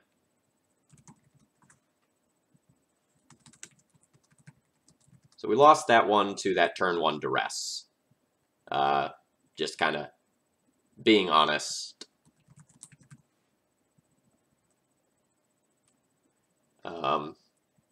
I don't regret mulling the 7. I think mulling the 7 was correct. It was pretty weak, and the 6 was strong, but it just did not work out. So back in we go. We'll see if we can rally back from a weak start here. So we've taken losses to Maverick and Turbo Depths this morning. And that's okay. That happens.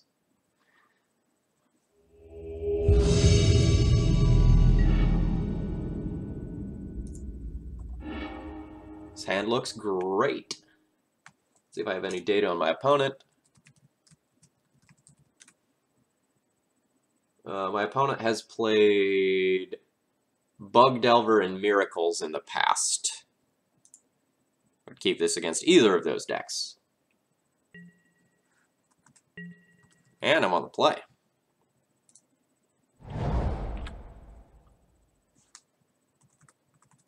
Alright, let's get the spreadsheet updated here. Red coat, black.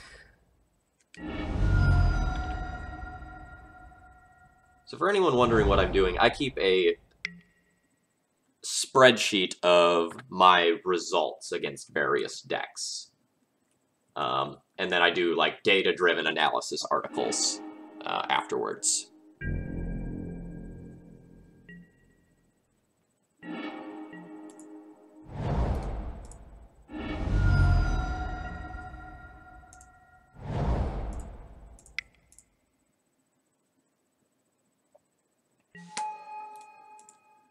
Stoneforge number 1 is going to get Batterskull to incentivize my opponent to kill this Stoneforge, leaving my Magus of the Moon free to just resolve and kill my opponent.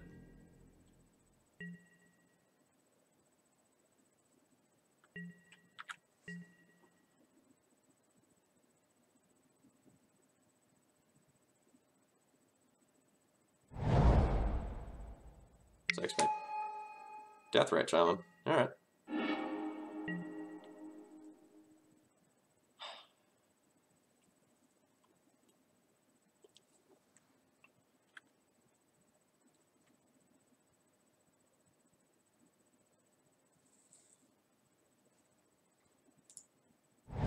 Magus can now wait a turn.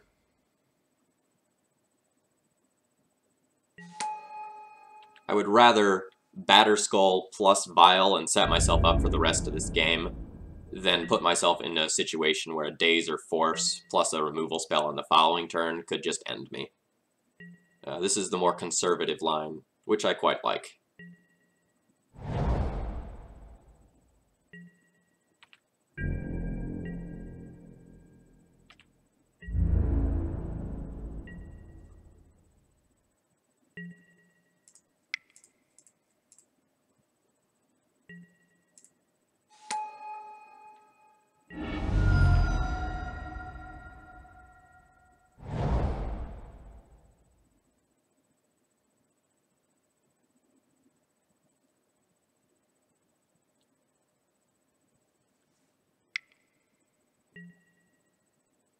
Ooh, Culligan's Command. Okay. That's pretty good, opponent.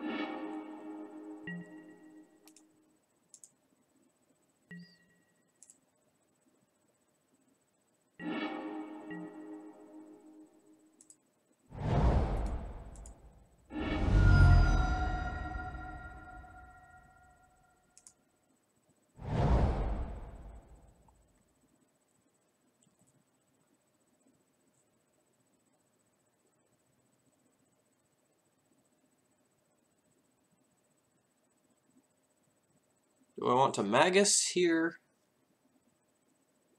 Probably not. My opponent shows me that they're like probably a Czech Pile deck. So if I wait one turn on this Magus, I can play it with Mother of Runes backup. It could be too conservative.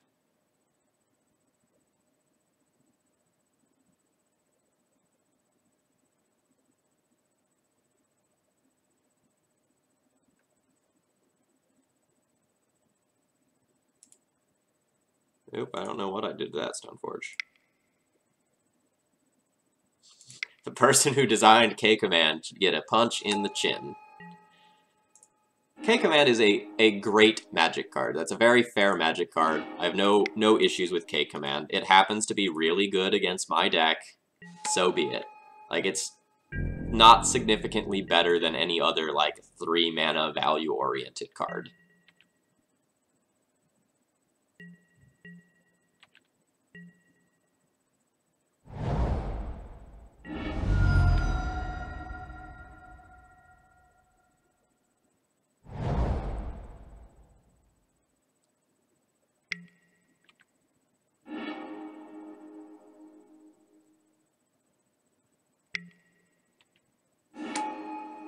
Snapcaster Culligan's Command. That's rude.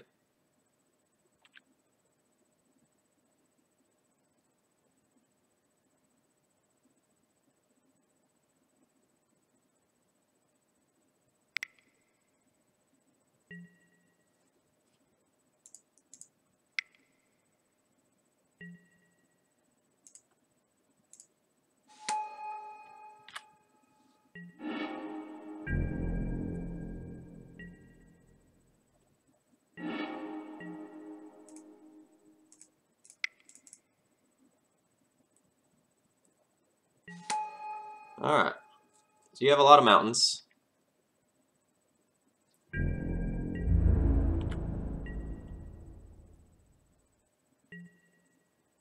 Yeah, James, one Culligan's Command is very beatable. Oh, you have the swamp too. Alright, opponent. Alright.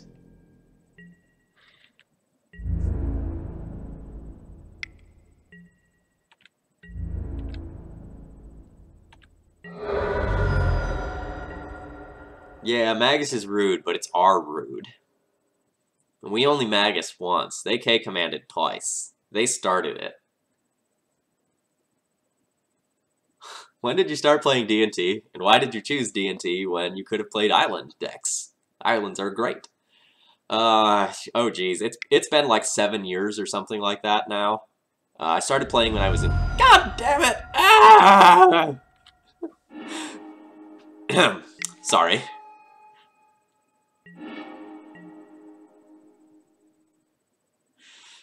I've been playing D&T for something like 7 years. The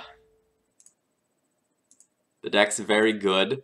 It's very consistent, and I enjoy it a lot. There's a very, very high skill ceiling for it. Initially, I started playing it because it was a budget way to get into Legacy. But since then, the deck has very clearly become a powerful Tier 1 deck. And I've continued playing it because, like, I believe in the strength of the deck very much so. And D&T is a deck that gets much better as you play it more.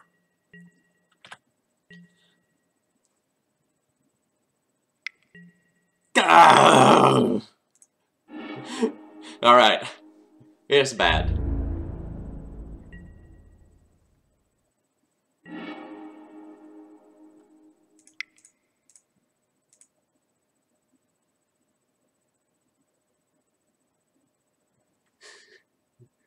Do I play D&T in Modern as well? I have tried.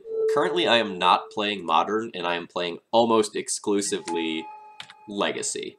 And that's an intentional choice I've made. It's just the format that I enjoy. Legacy is Magic to me.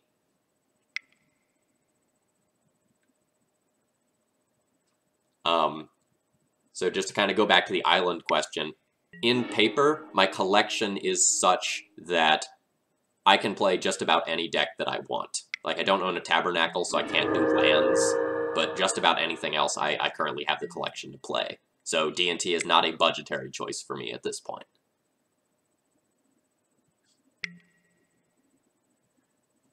Yeah, my opponent's draws are pretty insane. I'm real worried about something like a Jace the Mind Sculptor coming down. My opponent did... yep, see, like, that's still pretty bad. Let's see if my opponent just has, like, one more removal spell to just, like, put the knife in and twist.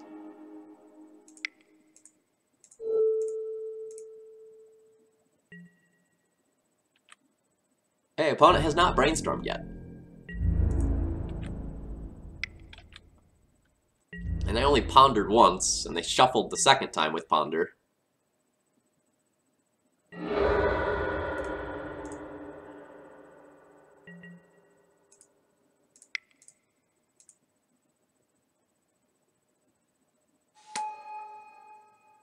How rich am I? I'm not rich. I'm actually kind of poor. I'm a teacher. I don't make a lot of money. But I traded a ton when I was in college, especially in grad school.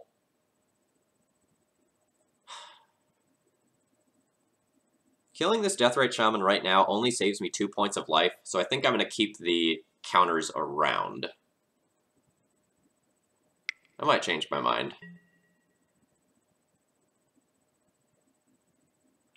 Yeah,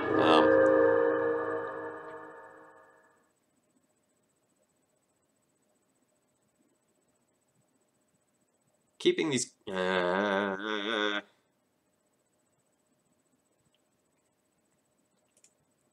gonna want to kill this eventually. I guess I should do it now. And my opponent should not be able to play any blockers that my sword wouldn't brick wall.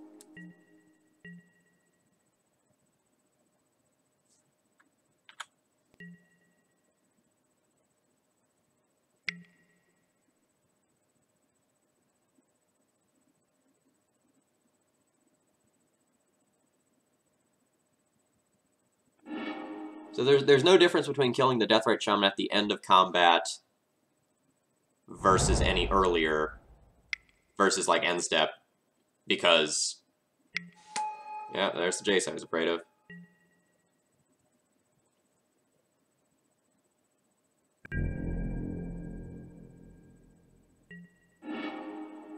So that play to me indicates that my opponent probably has a removal spell, especially after brainstorming, or they were trying to do this in order to hit a removal spell. My highest upside play involves equipping Sword of Fire and Ice and killing the Jace right here, so that is the play that I am going to take.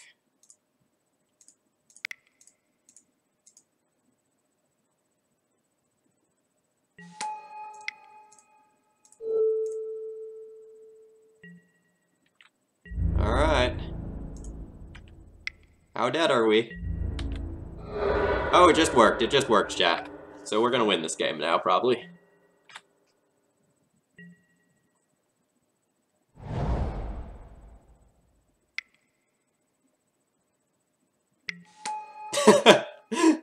Second Jace. Alright, that one Fate Seals. Fate Sealing themselves, and they put it on bottom.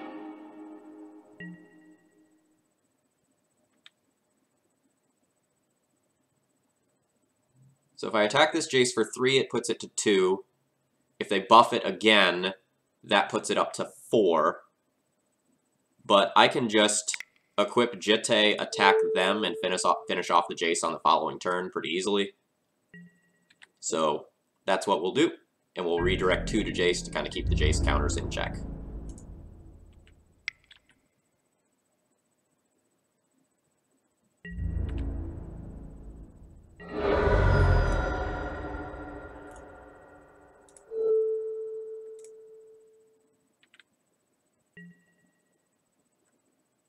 Yes.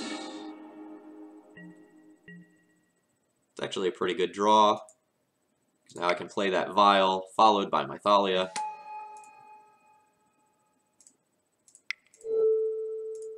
And now I have 2 different bodies on board.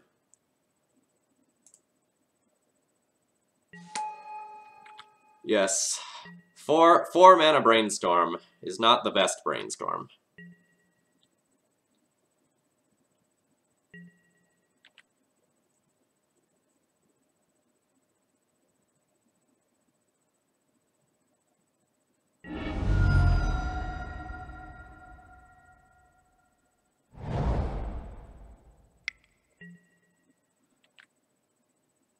2-mana Brainstorm, also pretty bad. Oh man, look at that sweet Thalia waifu. Yeah, isn't it great? I wonder who did that, Modzor.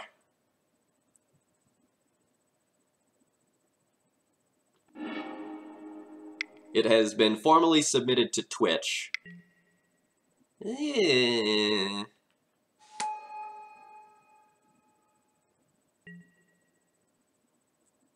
Alright, you get the Thalia. It has been submitted to Twitch, so we are in process of making that whole thing work out.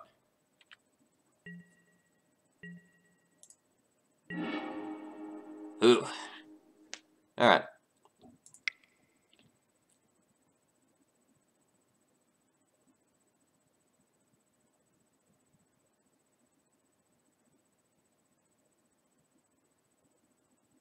I'm gonna go ahead and just Swords the Deathrite Shaman. You know, we have a target for it right now. Might as well do that. And so let's them return a creature. What do they have in the graveyard to return? Snapcaster Mage. Snapcaster Mage could get Toxic Deluge. Yeah, so I want to kill Liliana this turn.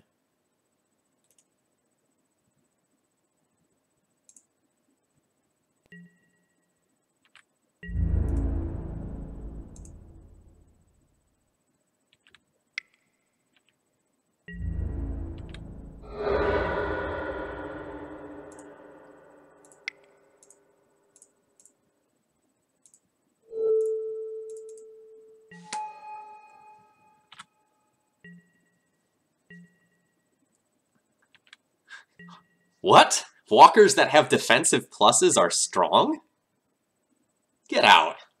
Get out. Is that how that works?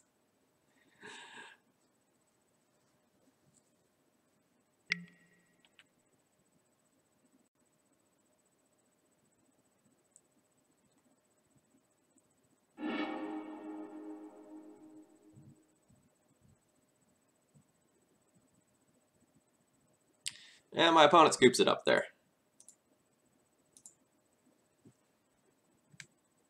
Alright. So we're playing against Czech Pile, we're on the play, and we win. Playing against Red Coat Black. So game 1, win with equipment, despite double K command. So we managed to grind through that one, which is awesome. That, beating double K command, Jace, and Lily Last Hope, that's good. That's a good day. So essentially, for sideboarding, we're going to bring in cards that help us grind better. Cataclysm will deal with the Planeswalkers in the endgame. Rest in Peace decreases the power of Deathrite Shaman and Snapcaster Mage. And then we get Recruiter for P and K to take over the late game, as well as Crusader as a good target. Were you at Worcester? No, I was not. Worcester is like 7 hours for me or something absurd like that. So that's a bit far for a little weekend trip. We're going to cut Swords to Plowshares. My opponent doesn't have very many targets. We're going to cut Revoker, even though it's really good against their Planeswalkers. As you saw, my creatures don't live in this matchup. So Revoker stops things for like a turn or two, but it's not a long-term solution. And then I usually just cut one Flicker Wisp, because since my stuff is dying, it's harder to find things to blink for value. And we'll submit as is.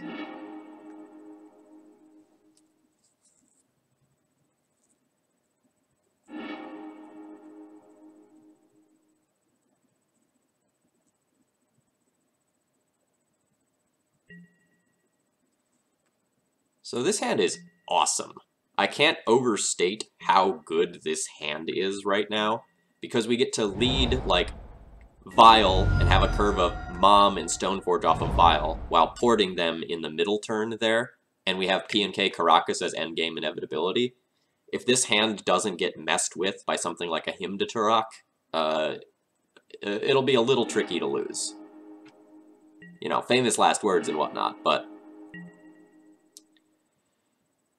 I'm going to lead on Caracas here. I don't want that to get hymned out of my hand, more so than the other lands. Alright, that's fair.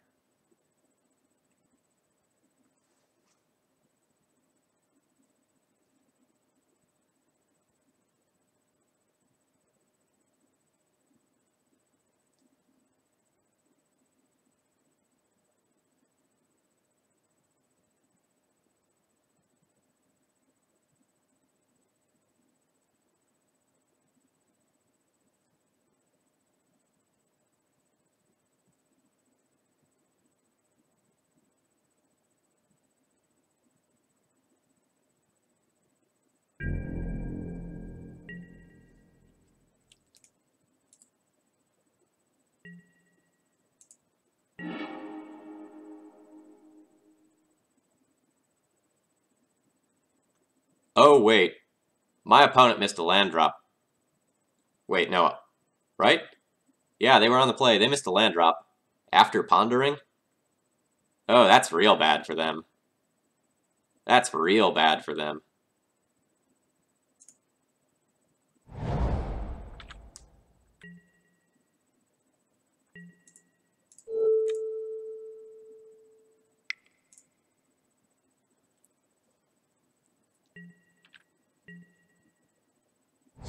Oh yeah, Agate, 100% port. Absolutely no question.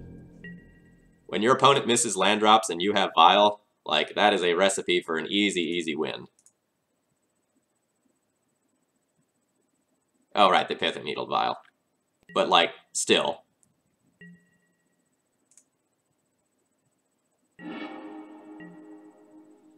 Now that they have the second land, I'm going to go ahead and take this turn to double deploy threats.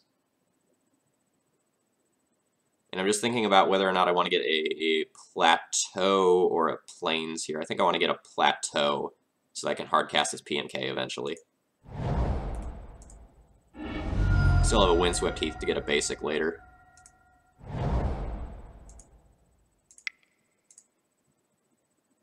Morning, Scudo. Oh, we're not doing great right now.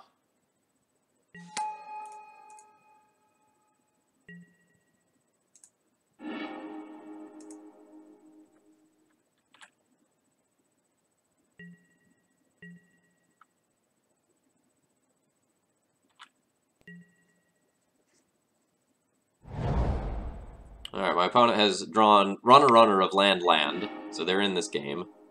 They him me getting the Batterskull and the P&K, so that's pretty good.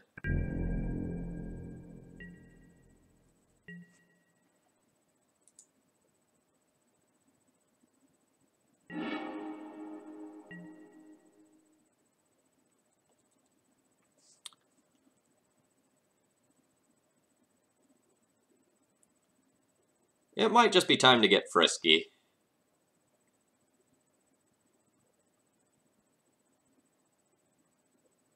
If my opponent doesn't have a black piece of removal, then getting in with Mother of Runes right here puts me really far ahead.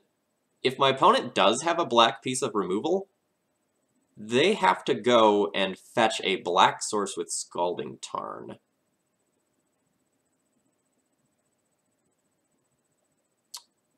How do I feel about that? It's probably risky.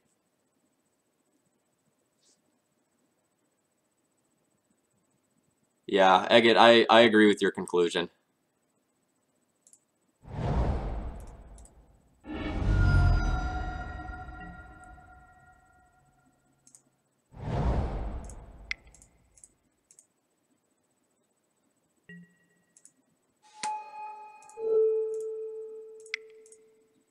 If I just start drawing cards now off this mom and just kind of put my opponent in a situation where they're really behind on board and their life total is in immediate jeopardy, that can be awesome.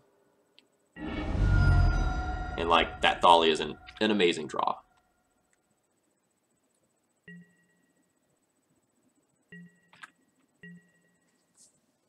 Yeah, it would be beyond greedy to not push.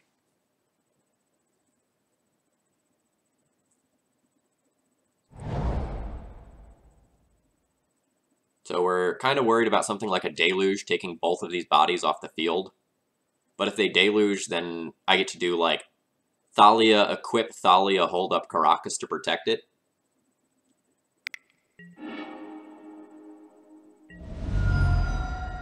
Thoughts on Sword of Feast and Famine in the board for this matchup?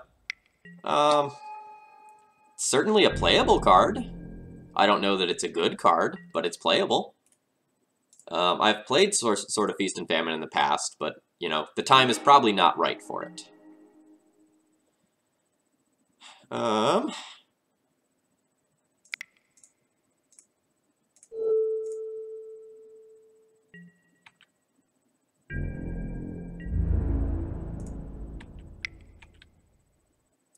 The issue with, like, playing another piece of equipment for this matchup specifically, I'm going to take this Baleful Strix off the board in case my opponent gets a Culligan's Command to get rid of the sword.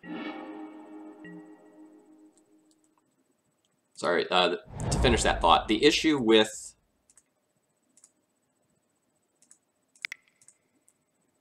bringing in extra equipment for this matchup is that your opponent is like a Culligan's Command Abrupt Decay deck. So you can't reliably use equipment to get through. If you already have the equipment in your board, sure, bring it in. Something like a Sword of War and Peace can be very, very good. But as far as, like, playing equipment specifically for that matchup, I think that's a risky proposition.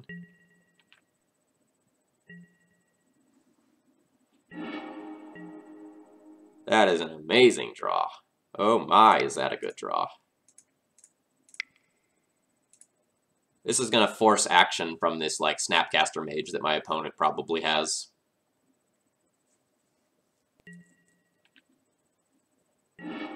Wow, they didn't have Snapcaster Mage.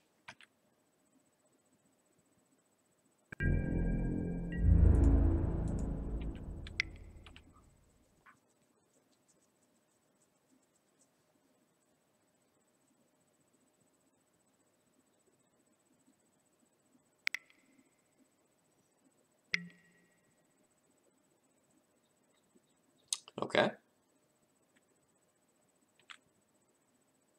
I'll discard my bonus Caracas.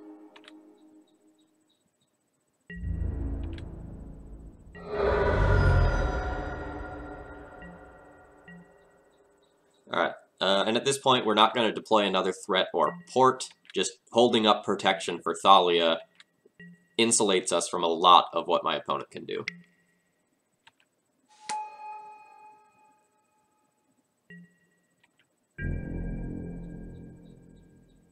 Like, discarding Vial versus discarding Caracas is about the same.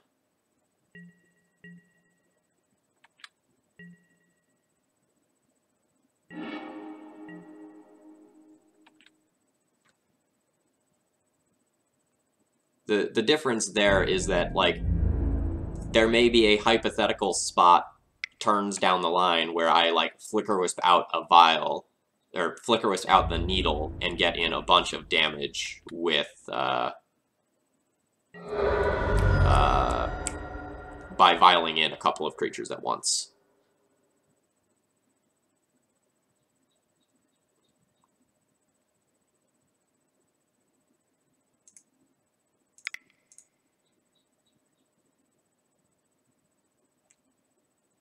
Quick check, I do have another piece of equipment left in the deck, right? Yeah, I still have the Jisei.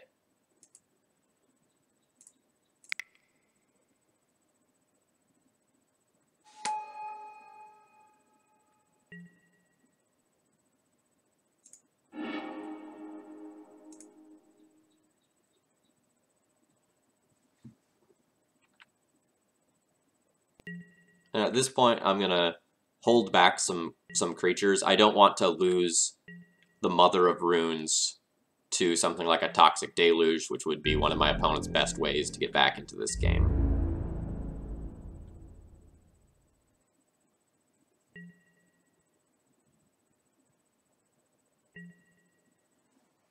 Yeah, funny how that works. Deathright Shaman, one of the best cards in the format, unquestionably. Real bad against Rest in Peace.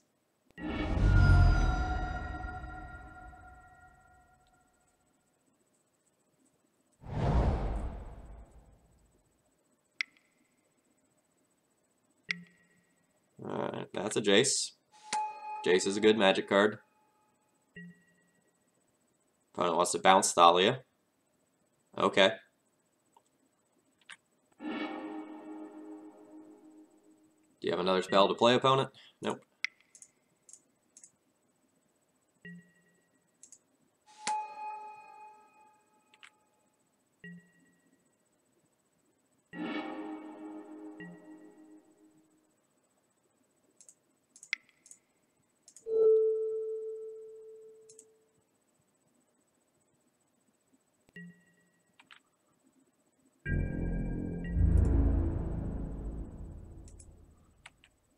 We'll attack Jace with both of these. My opponent will block one with the Deathrite Shaman to keep the Jace alive, and then I can use just a single Jitte counter to kill the Deathrite Shaman.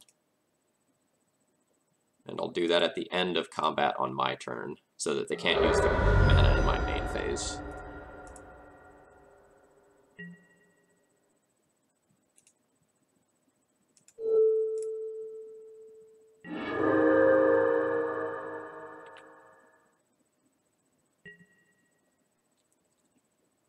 Alright, what do I need to play around my opponent having?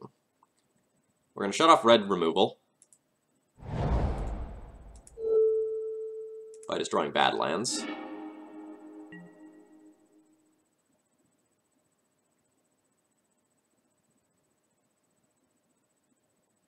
And then I think I'm just going to play Thalia and hold up protection for it. Now we have four damage a bunch of different ways. Either with, like, Thalia, Stoneforge, with, like, Stoneforge, Jitte, with Thalia and Jitte alone. Again, don't want to go and lose the game to something like Deluge. It can't be exactly Deluge, because my opponent can't Deluge for 4 to beat my board. But something of that ilk, like Marsh Casualties.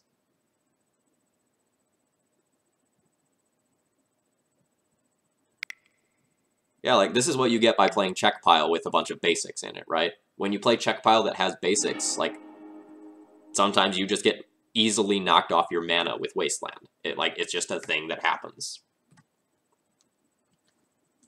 Alright, so game 2, win with, what do we want to attribute that win to? The mana denial was pretty good, the early equipment was pretty good. I'm going to say early Sword of Fire and Ice was what put us far enough ahead to just win.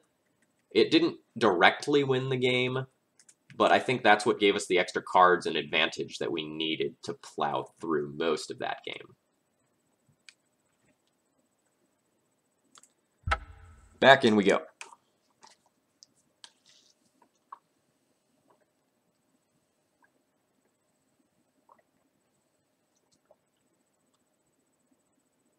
Hey, welcome from Germany. Glad to have you. The port reprint is great for a lot of people looking to buy into the deck, you know, whether that's on Magic Online or on paper. Like, port was the last thing, really, that hadn't been reprinted in the past few years. You know, those going down to being, you know, I don't know, $40 versus $120 or something of that nature is a very significant change for a lot of people.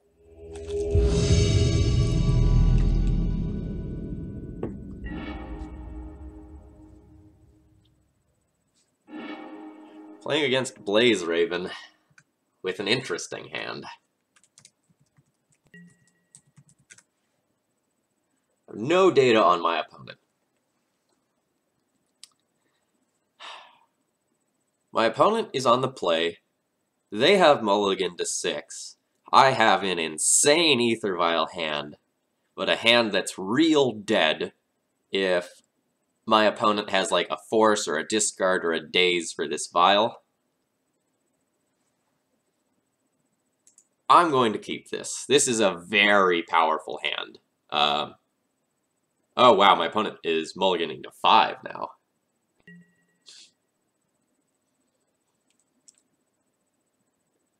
Did we play any Thalia Brainstorm list like the 5th place in the challenge? No.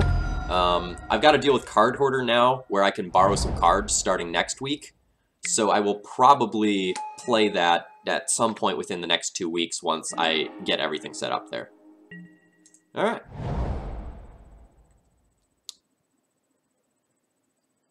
I really want to just Swords to Plowshares this Deathrite Shaman. My opponent mulled to 5. Their mana's probably real shaky.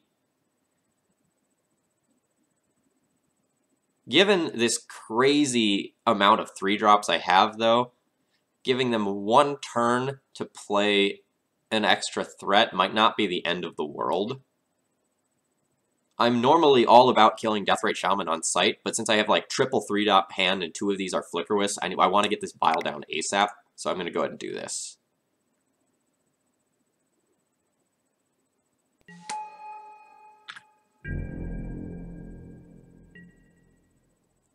Like, my opponent's already on 5 against my very, very strong 7, so my odds of winning are pretty strong. About the only 3-drops I would care about them doing this turn are like Liliana of the Veil or True Name Nemesis or Liliana the Last Hope. But dodging those, I don't care if they go like Cantrip into Young Pyromancer or something of that nature. And I certainly don't care if they Wasteland me.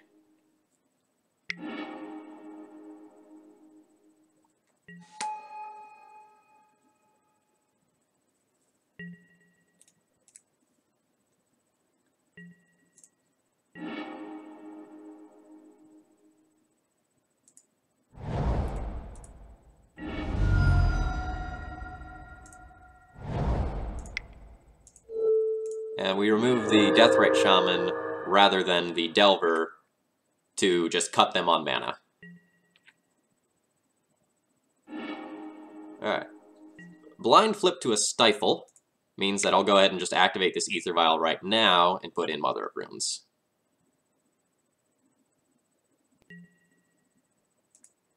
Why do people waste us after Vial?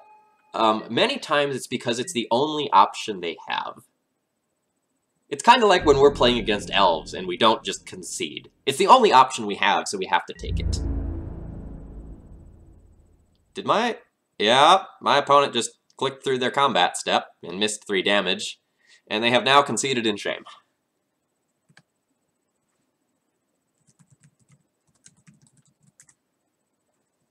Well, the player draw there. Let's draw. And we win versus Blaze Raven.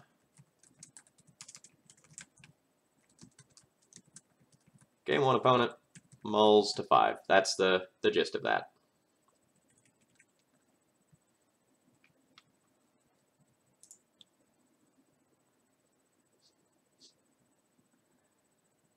Oh yeah, Scudo, I 100% would have done the pump fakes.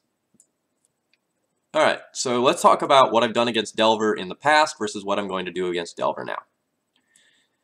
In the past, I have boarded in these 6 cards, removing Revokers, P and K, Recruiters, and then trimming 1 other card, usually 1 Wingmare or 1 Flickerwisp. That's what I've done in the past. Let's talk about what I'm going to do today. So recently, I've been realizing that Grixis Delver is playing more and more of a like mid-range game against us in post-sideboard games. So the Revokers do nothing. The P and K is definitely too hard to cast, but I'm not actually sure that we're supposed to be trimming the Recruiters for the post-sideboard games, because they're playing all these cards like True Name Nemesis, Liliana the Last Hope, Izzet Staticaster, and things of that nature that are helping them grind out games. So rather than bringing in the Rest in Peace, which only fights against some portion of that, I've just been leaving more generic stuff in the main deck. So I think that's bring in the 3-pass, bring in the Mirroring Crusader, and then trim 1 other card. Which can be either a Wingmare or a Flickerwisp. Trimming either one is fine. I think I trimmed a Flickerwisp before. This is what I've been trying out. I do not know if it is correct yet. It is what I am trying. And I want to emphasize that. This hand's baller. It has an initial removal spell. It has a sweet creature in the matchup, and then it has a game-ending turn 3 play. We don't have basics here, so be it.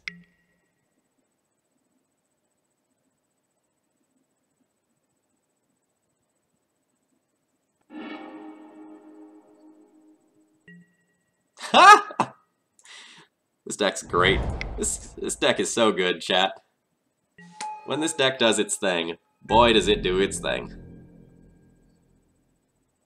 And now my opponent probably needs to, like, spend at least half of their turn removing this Mother of Runes. So, like, we might see, like, Bolt Mom, Wasteland me. Yep. Deal. Oh, they have a stop setting my draw step for some reason.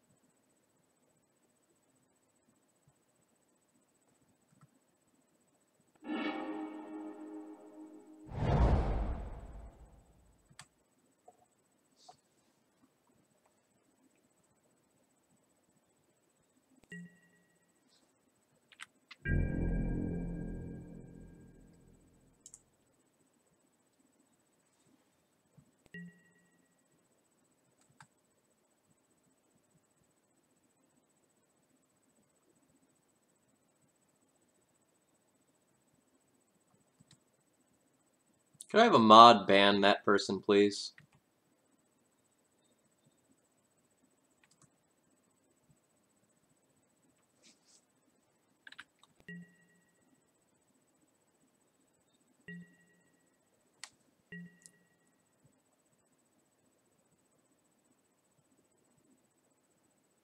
There we go. Scudo, you're not a mod yet. You should be a mod. Everybody long ears, you're not a mod. You should be a mod.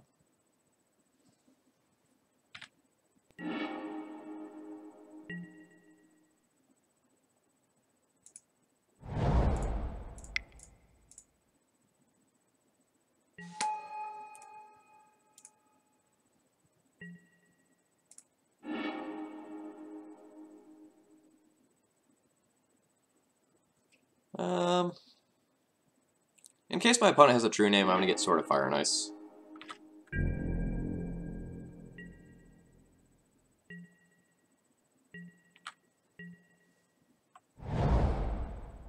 Well, there's no real responsibility on you.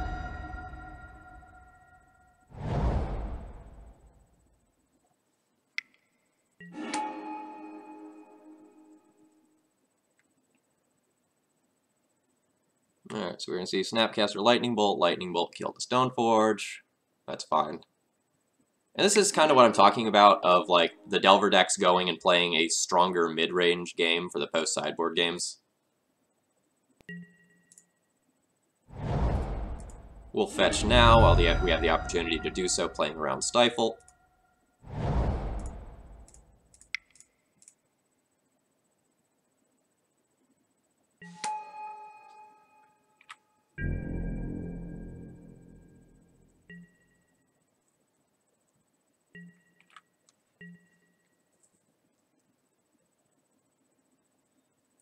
And my opponent is now on red removal or bust for the rest of the game.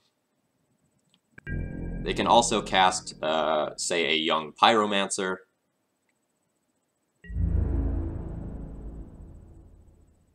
My opponent should attack here because I'm not going to block. But I guess they're just going to value holding back my guy.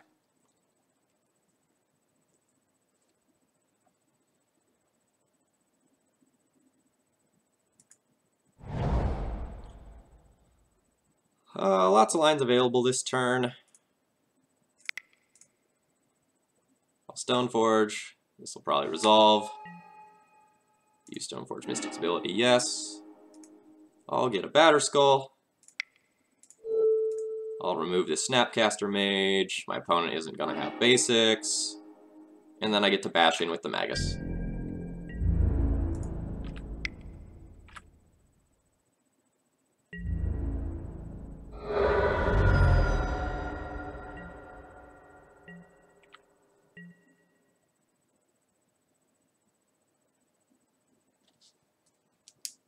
And my opponent scoops it up.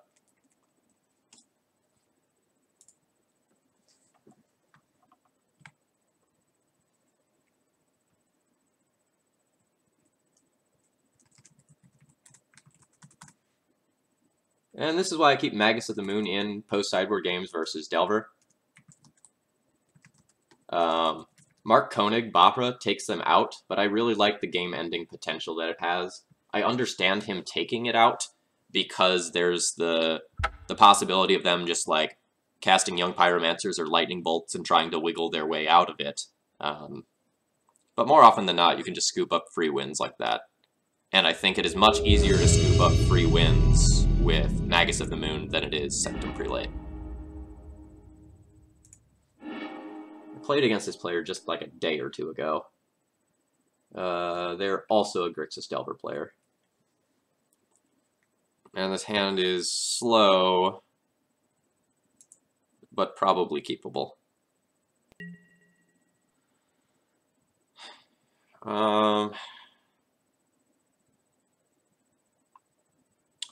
I need all of my lands this game. I'm just going to fetch for another basic here while I have the opportunity to. I know that doesn't help me cast the PNK, but I don't ever expect to actually cast this PNK. I expect that I will get Wastelanded off of my red mana, and this will stay in my hand forever.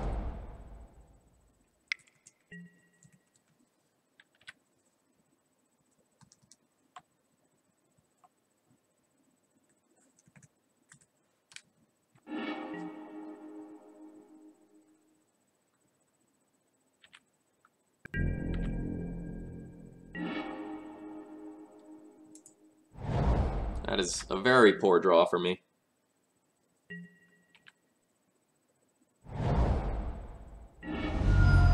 D&T is a good deck to play against your friends if your friends enjoy very interactive Magic. It is a bad deck to play against your friends if your friends get frustrated easily.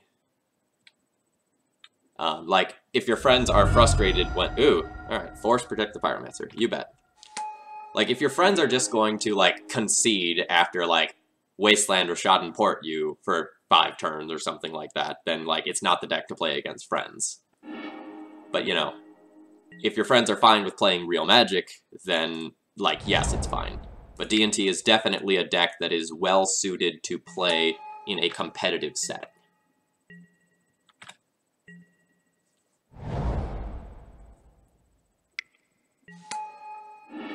Alright. We're in danger of just getting Pyromancered out this game.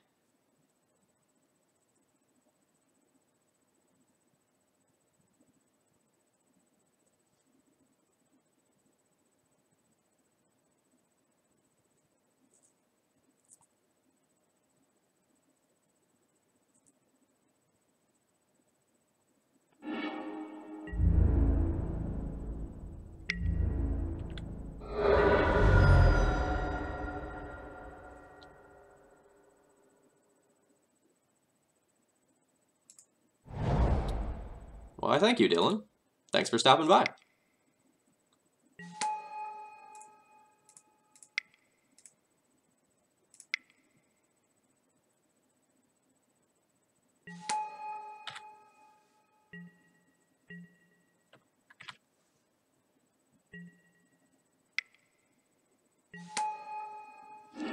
Alright.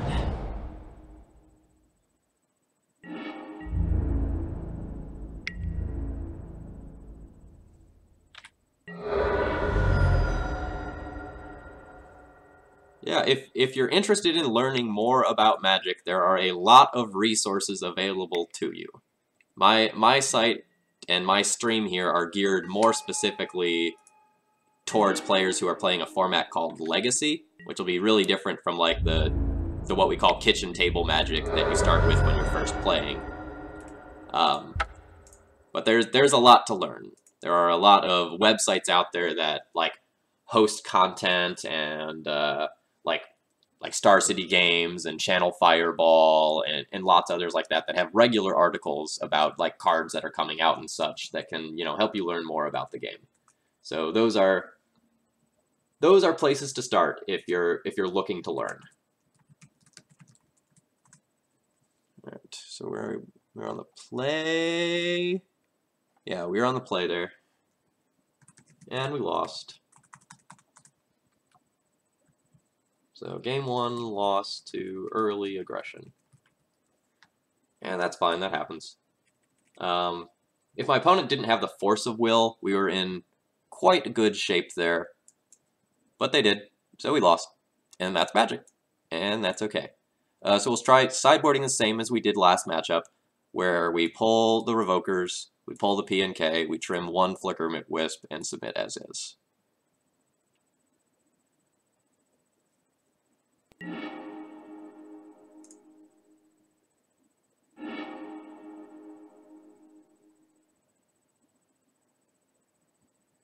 Yep, this hand's fine. It's got Mom, it's got removal, it's a little softer to Wasteland than I would like, but that's okay. We can play around it to some extent by getting a basic Plains before my opponent does anything else.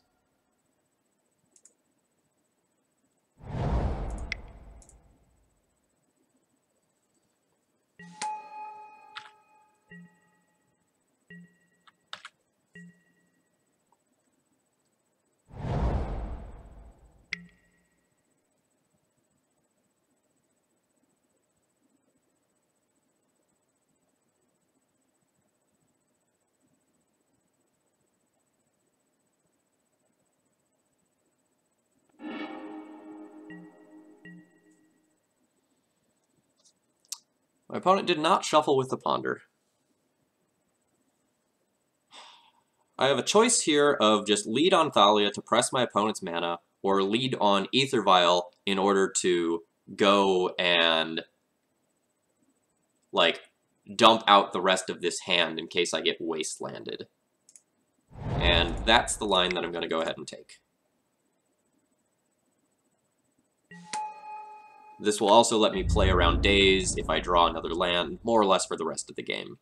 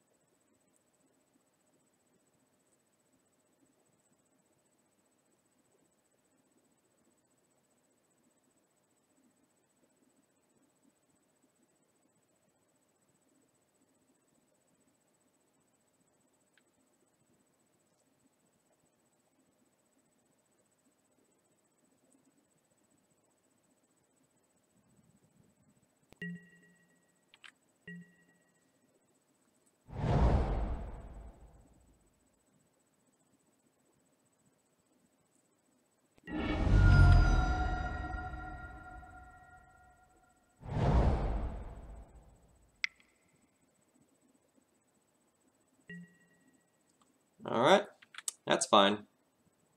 The Mom goes here, but we have a pretty aggressive Vial curve coming up, and my opponent is presenting no pressure. Oh, Dylan, thank you very much for subscribing. I really do appreciate that. Thank you. You know, all of the subscribers that I'm getting have really been pushing me to do more and more content.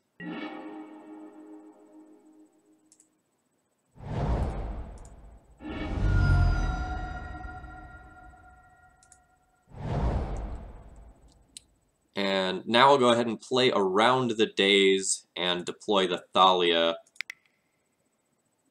to limit my opponent's ability to do things. This will keep me from casting my own Path to Exile on their turn unless they remove the Thalia, but that's probably better in the dark than just like Stoneforge Mystic. The Stoneforge Mystic would be much weaker to a Cabal Therapy from the other side of the table.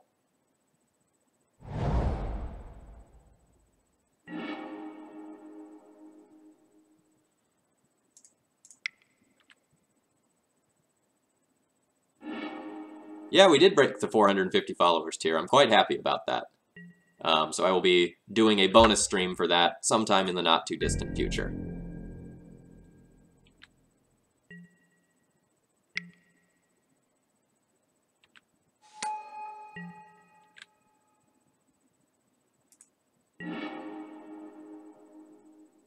So Wave, just as a heads up, if you swear in a message, it will be auto-blocked. So just keep that in mind.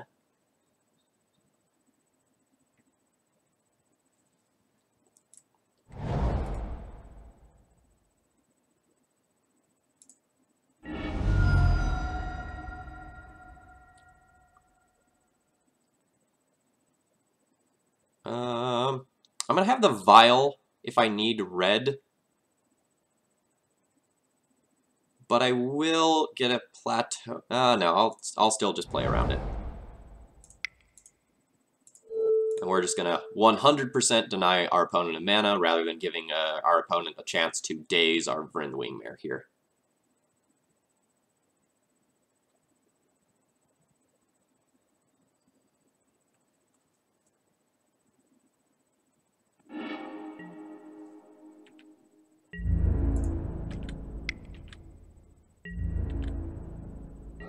But Wave, more generally, to answer what you said, you asked me to say something in Latin, and I'm happy to oblige that. So, Salvete omnes, mihi nomen est Magister Gallagher, ego sum Magister linguae Latinae, apud tres scholias in Roanokense. Which is Latin for, hey everyone, I'm Mr. Gallagher, I teach Latin in Roanoke at 3 different schools. Ah, it's a Gurmag angler. Look at that big fish. That's okay. We can beat a big fish.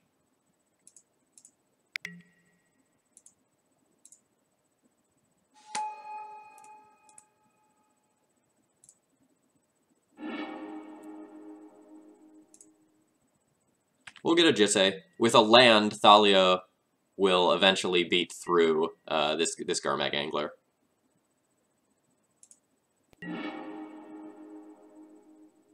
Alright, that's a pretty good draw. I have to think about what I want to do this turn. I can just play another taxing effect. It can't be countered.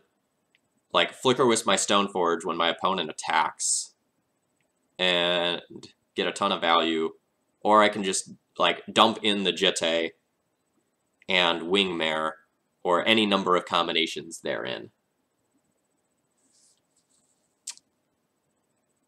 I like taxing my opponent further. So I'm 100% going to do something with the Wingmare. I think I'm going to Wingmare and hold up Flicker Wisp.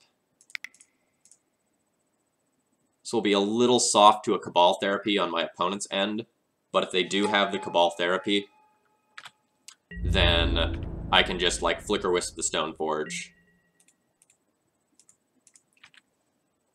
and get pretty far ahead that way. And then that just gets, like, the Batter Skull.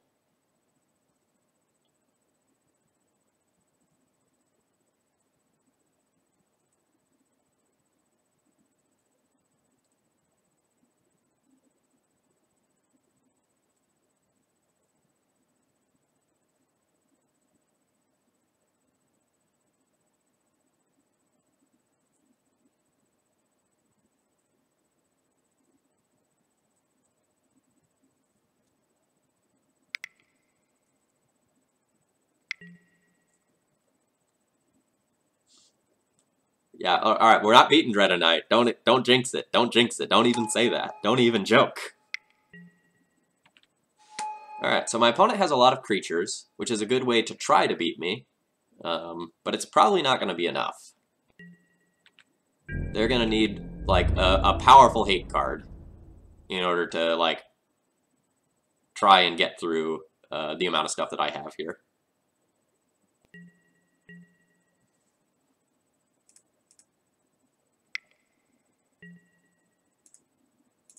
So now we Flicker Wisp, Flicker with the Stoneforge. Stoneforge gets the Batterskull. And then if we miss our land drop, we just deploy the Batterskull. Sword of Fire and Ice can be very, very good as well, but I like Batterskull here because it gives us variety. And we can just get the other one later.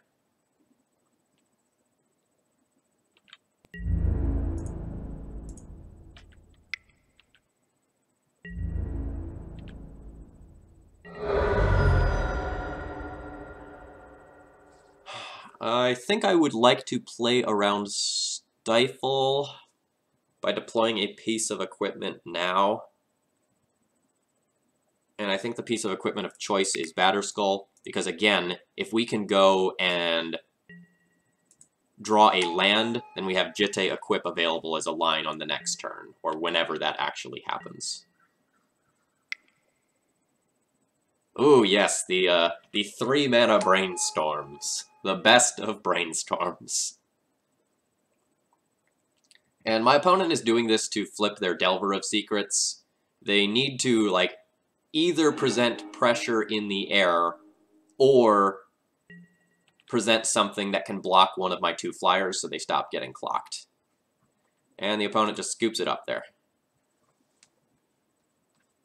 Alright, so game 2. We are on the play and we win. So game 2, win with Mana, Denial, and Vial. We'll be on the draw for the next one. And that's why Thalia is the queen. And that's why we have a Thalia emote incoming. Really looking forward to that getting approved. If you somehow have missed the beautiful, cute waifu that we have in the corner there on the top corner of my webcam, that is going to be our emote as soon as it gets approved. Praise be. Praise be indeed. I'm going to keep this hand. It lacks removal, but it has 2 very powerful early threats. It is a little soft to a Stifle, but otherwise it's okay. The nice thing about this hand is most of our draws that aren't a redundant Thalia are pretty good. You know, like, we're fine with drawing lands.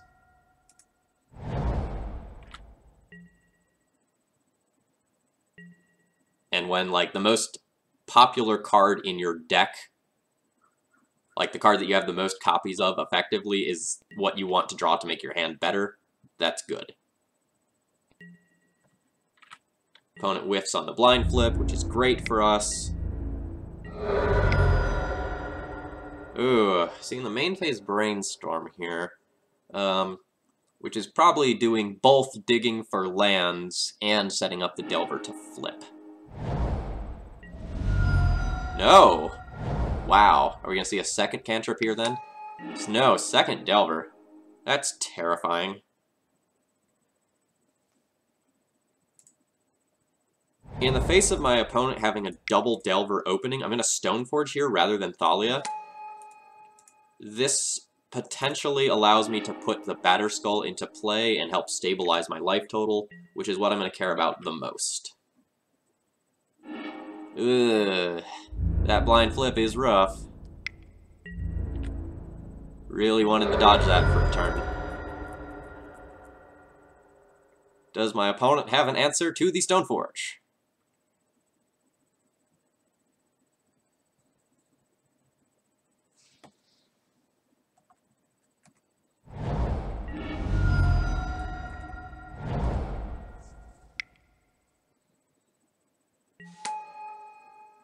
Technically, the answer to that question is no.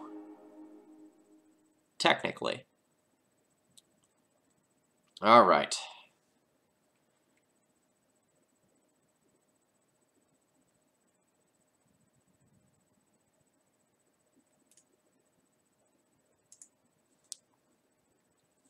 This is an awkward spot. I want to wasteland my opponent off of Ancient Grudge, but if I wasteland my opponent and they wasteland me back, that's rough.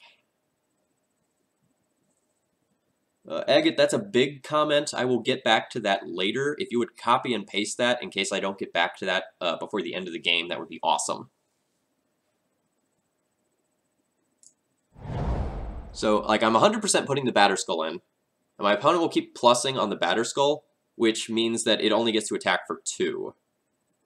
So I mitigate 2 damage, and I'm taking 4 a turn, which means I'm dead in 3 turns.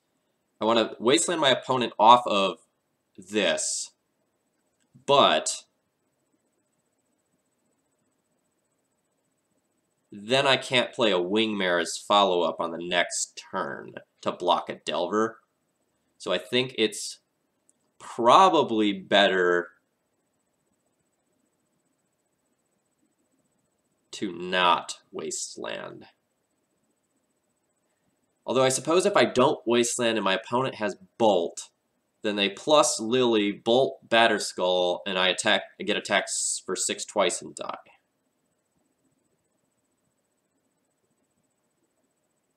Tricky. Very tricky. So 100% the Batterskull comes in.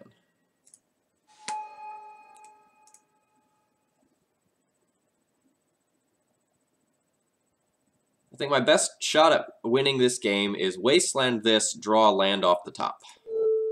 That's what I'm going to play towards.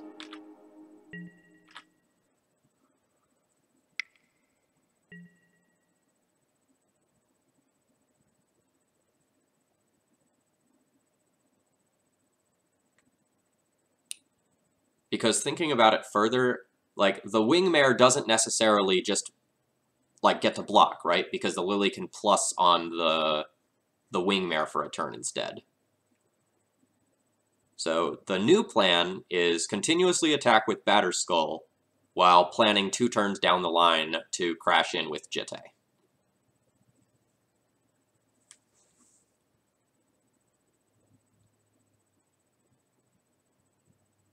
Alright, so Agate, I finally got around to reading your post here.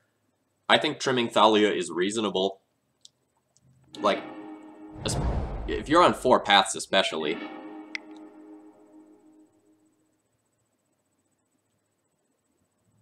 Like, I would 100% trim Thalias there. Oh, geez. Okay. This became very difficult to beat now.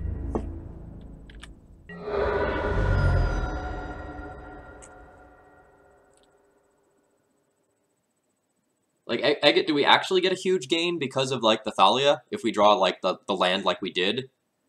Because, like, I just, like, play a flyer, it gets killed. And that's that.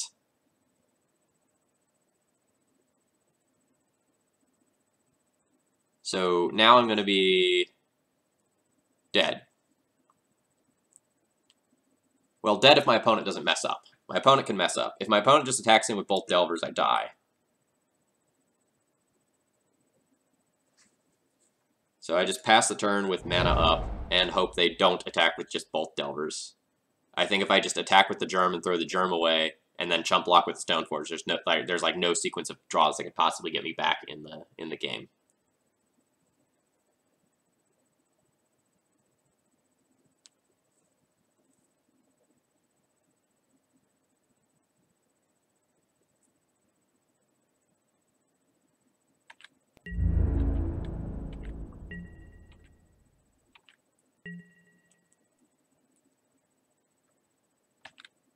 Yeah, so the Germ would actually be smaller than that, right? Because of the Liliana of the Hope, but, like, point made.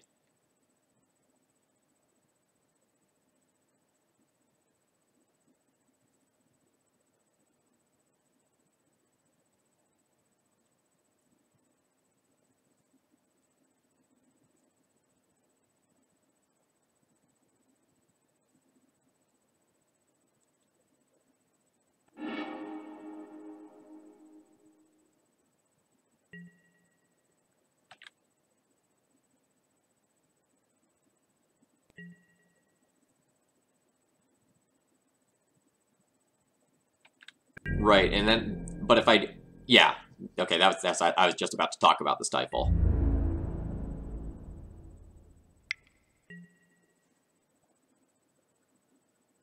Alright.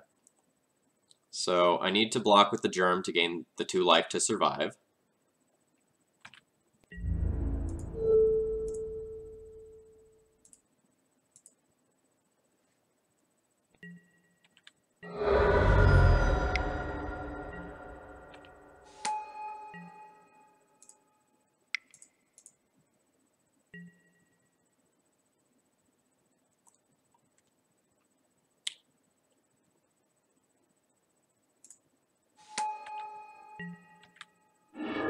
Most of the builds are on Stifle now in the main deck.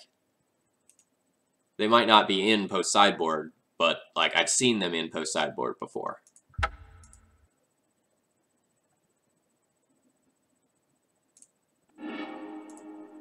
Yeah, we were not getting there that time.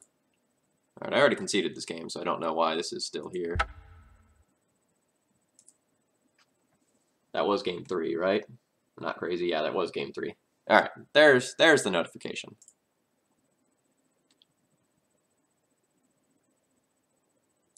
Let's go back to this other window here and go here while I update my spreadsheet.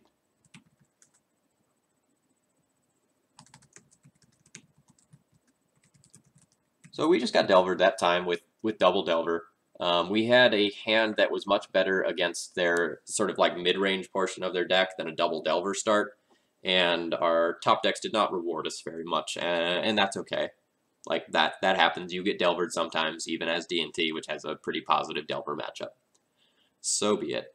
So this is the build that I've been playing. I'm pretty comfortable with it. I like most of what's going on here, and I don't really feel like I need to make too many changes. Agate suggested going up to the 4th path. Don't know how I feel about that. I don't think it's bad. I think it's interesting. Might test that out, but otherwise I've been pretty happy with this. I don't think I'm going to stream another match here. You know, I've completed my league, and I feel like I probably need to eat more than anything else here. So I'm going to take a quick look. If you have any questions for me before I go here, feel free to throw them in the chat. Otherwise, I'm going to try to find someone who says they're doing Legacy and host them.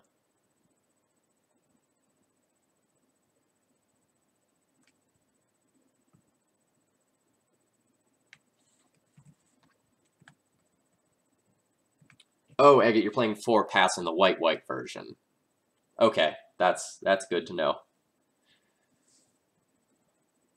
All right, folks, I'm going to go ahead and call it for today. This was a nice bonus stream for you. I hope you enjoyed. For those of you that followed or subscribed today, I really do appreciate that. You know, I say it a lot, and I really and truly do mean it. You know, this stream means a lot to me, and I put a lot of work into Thraben University as well.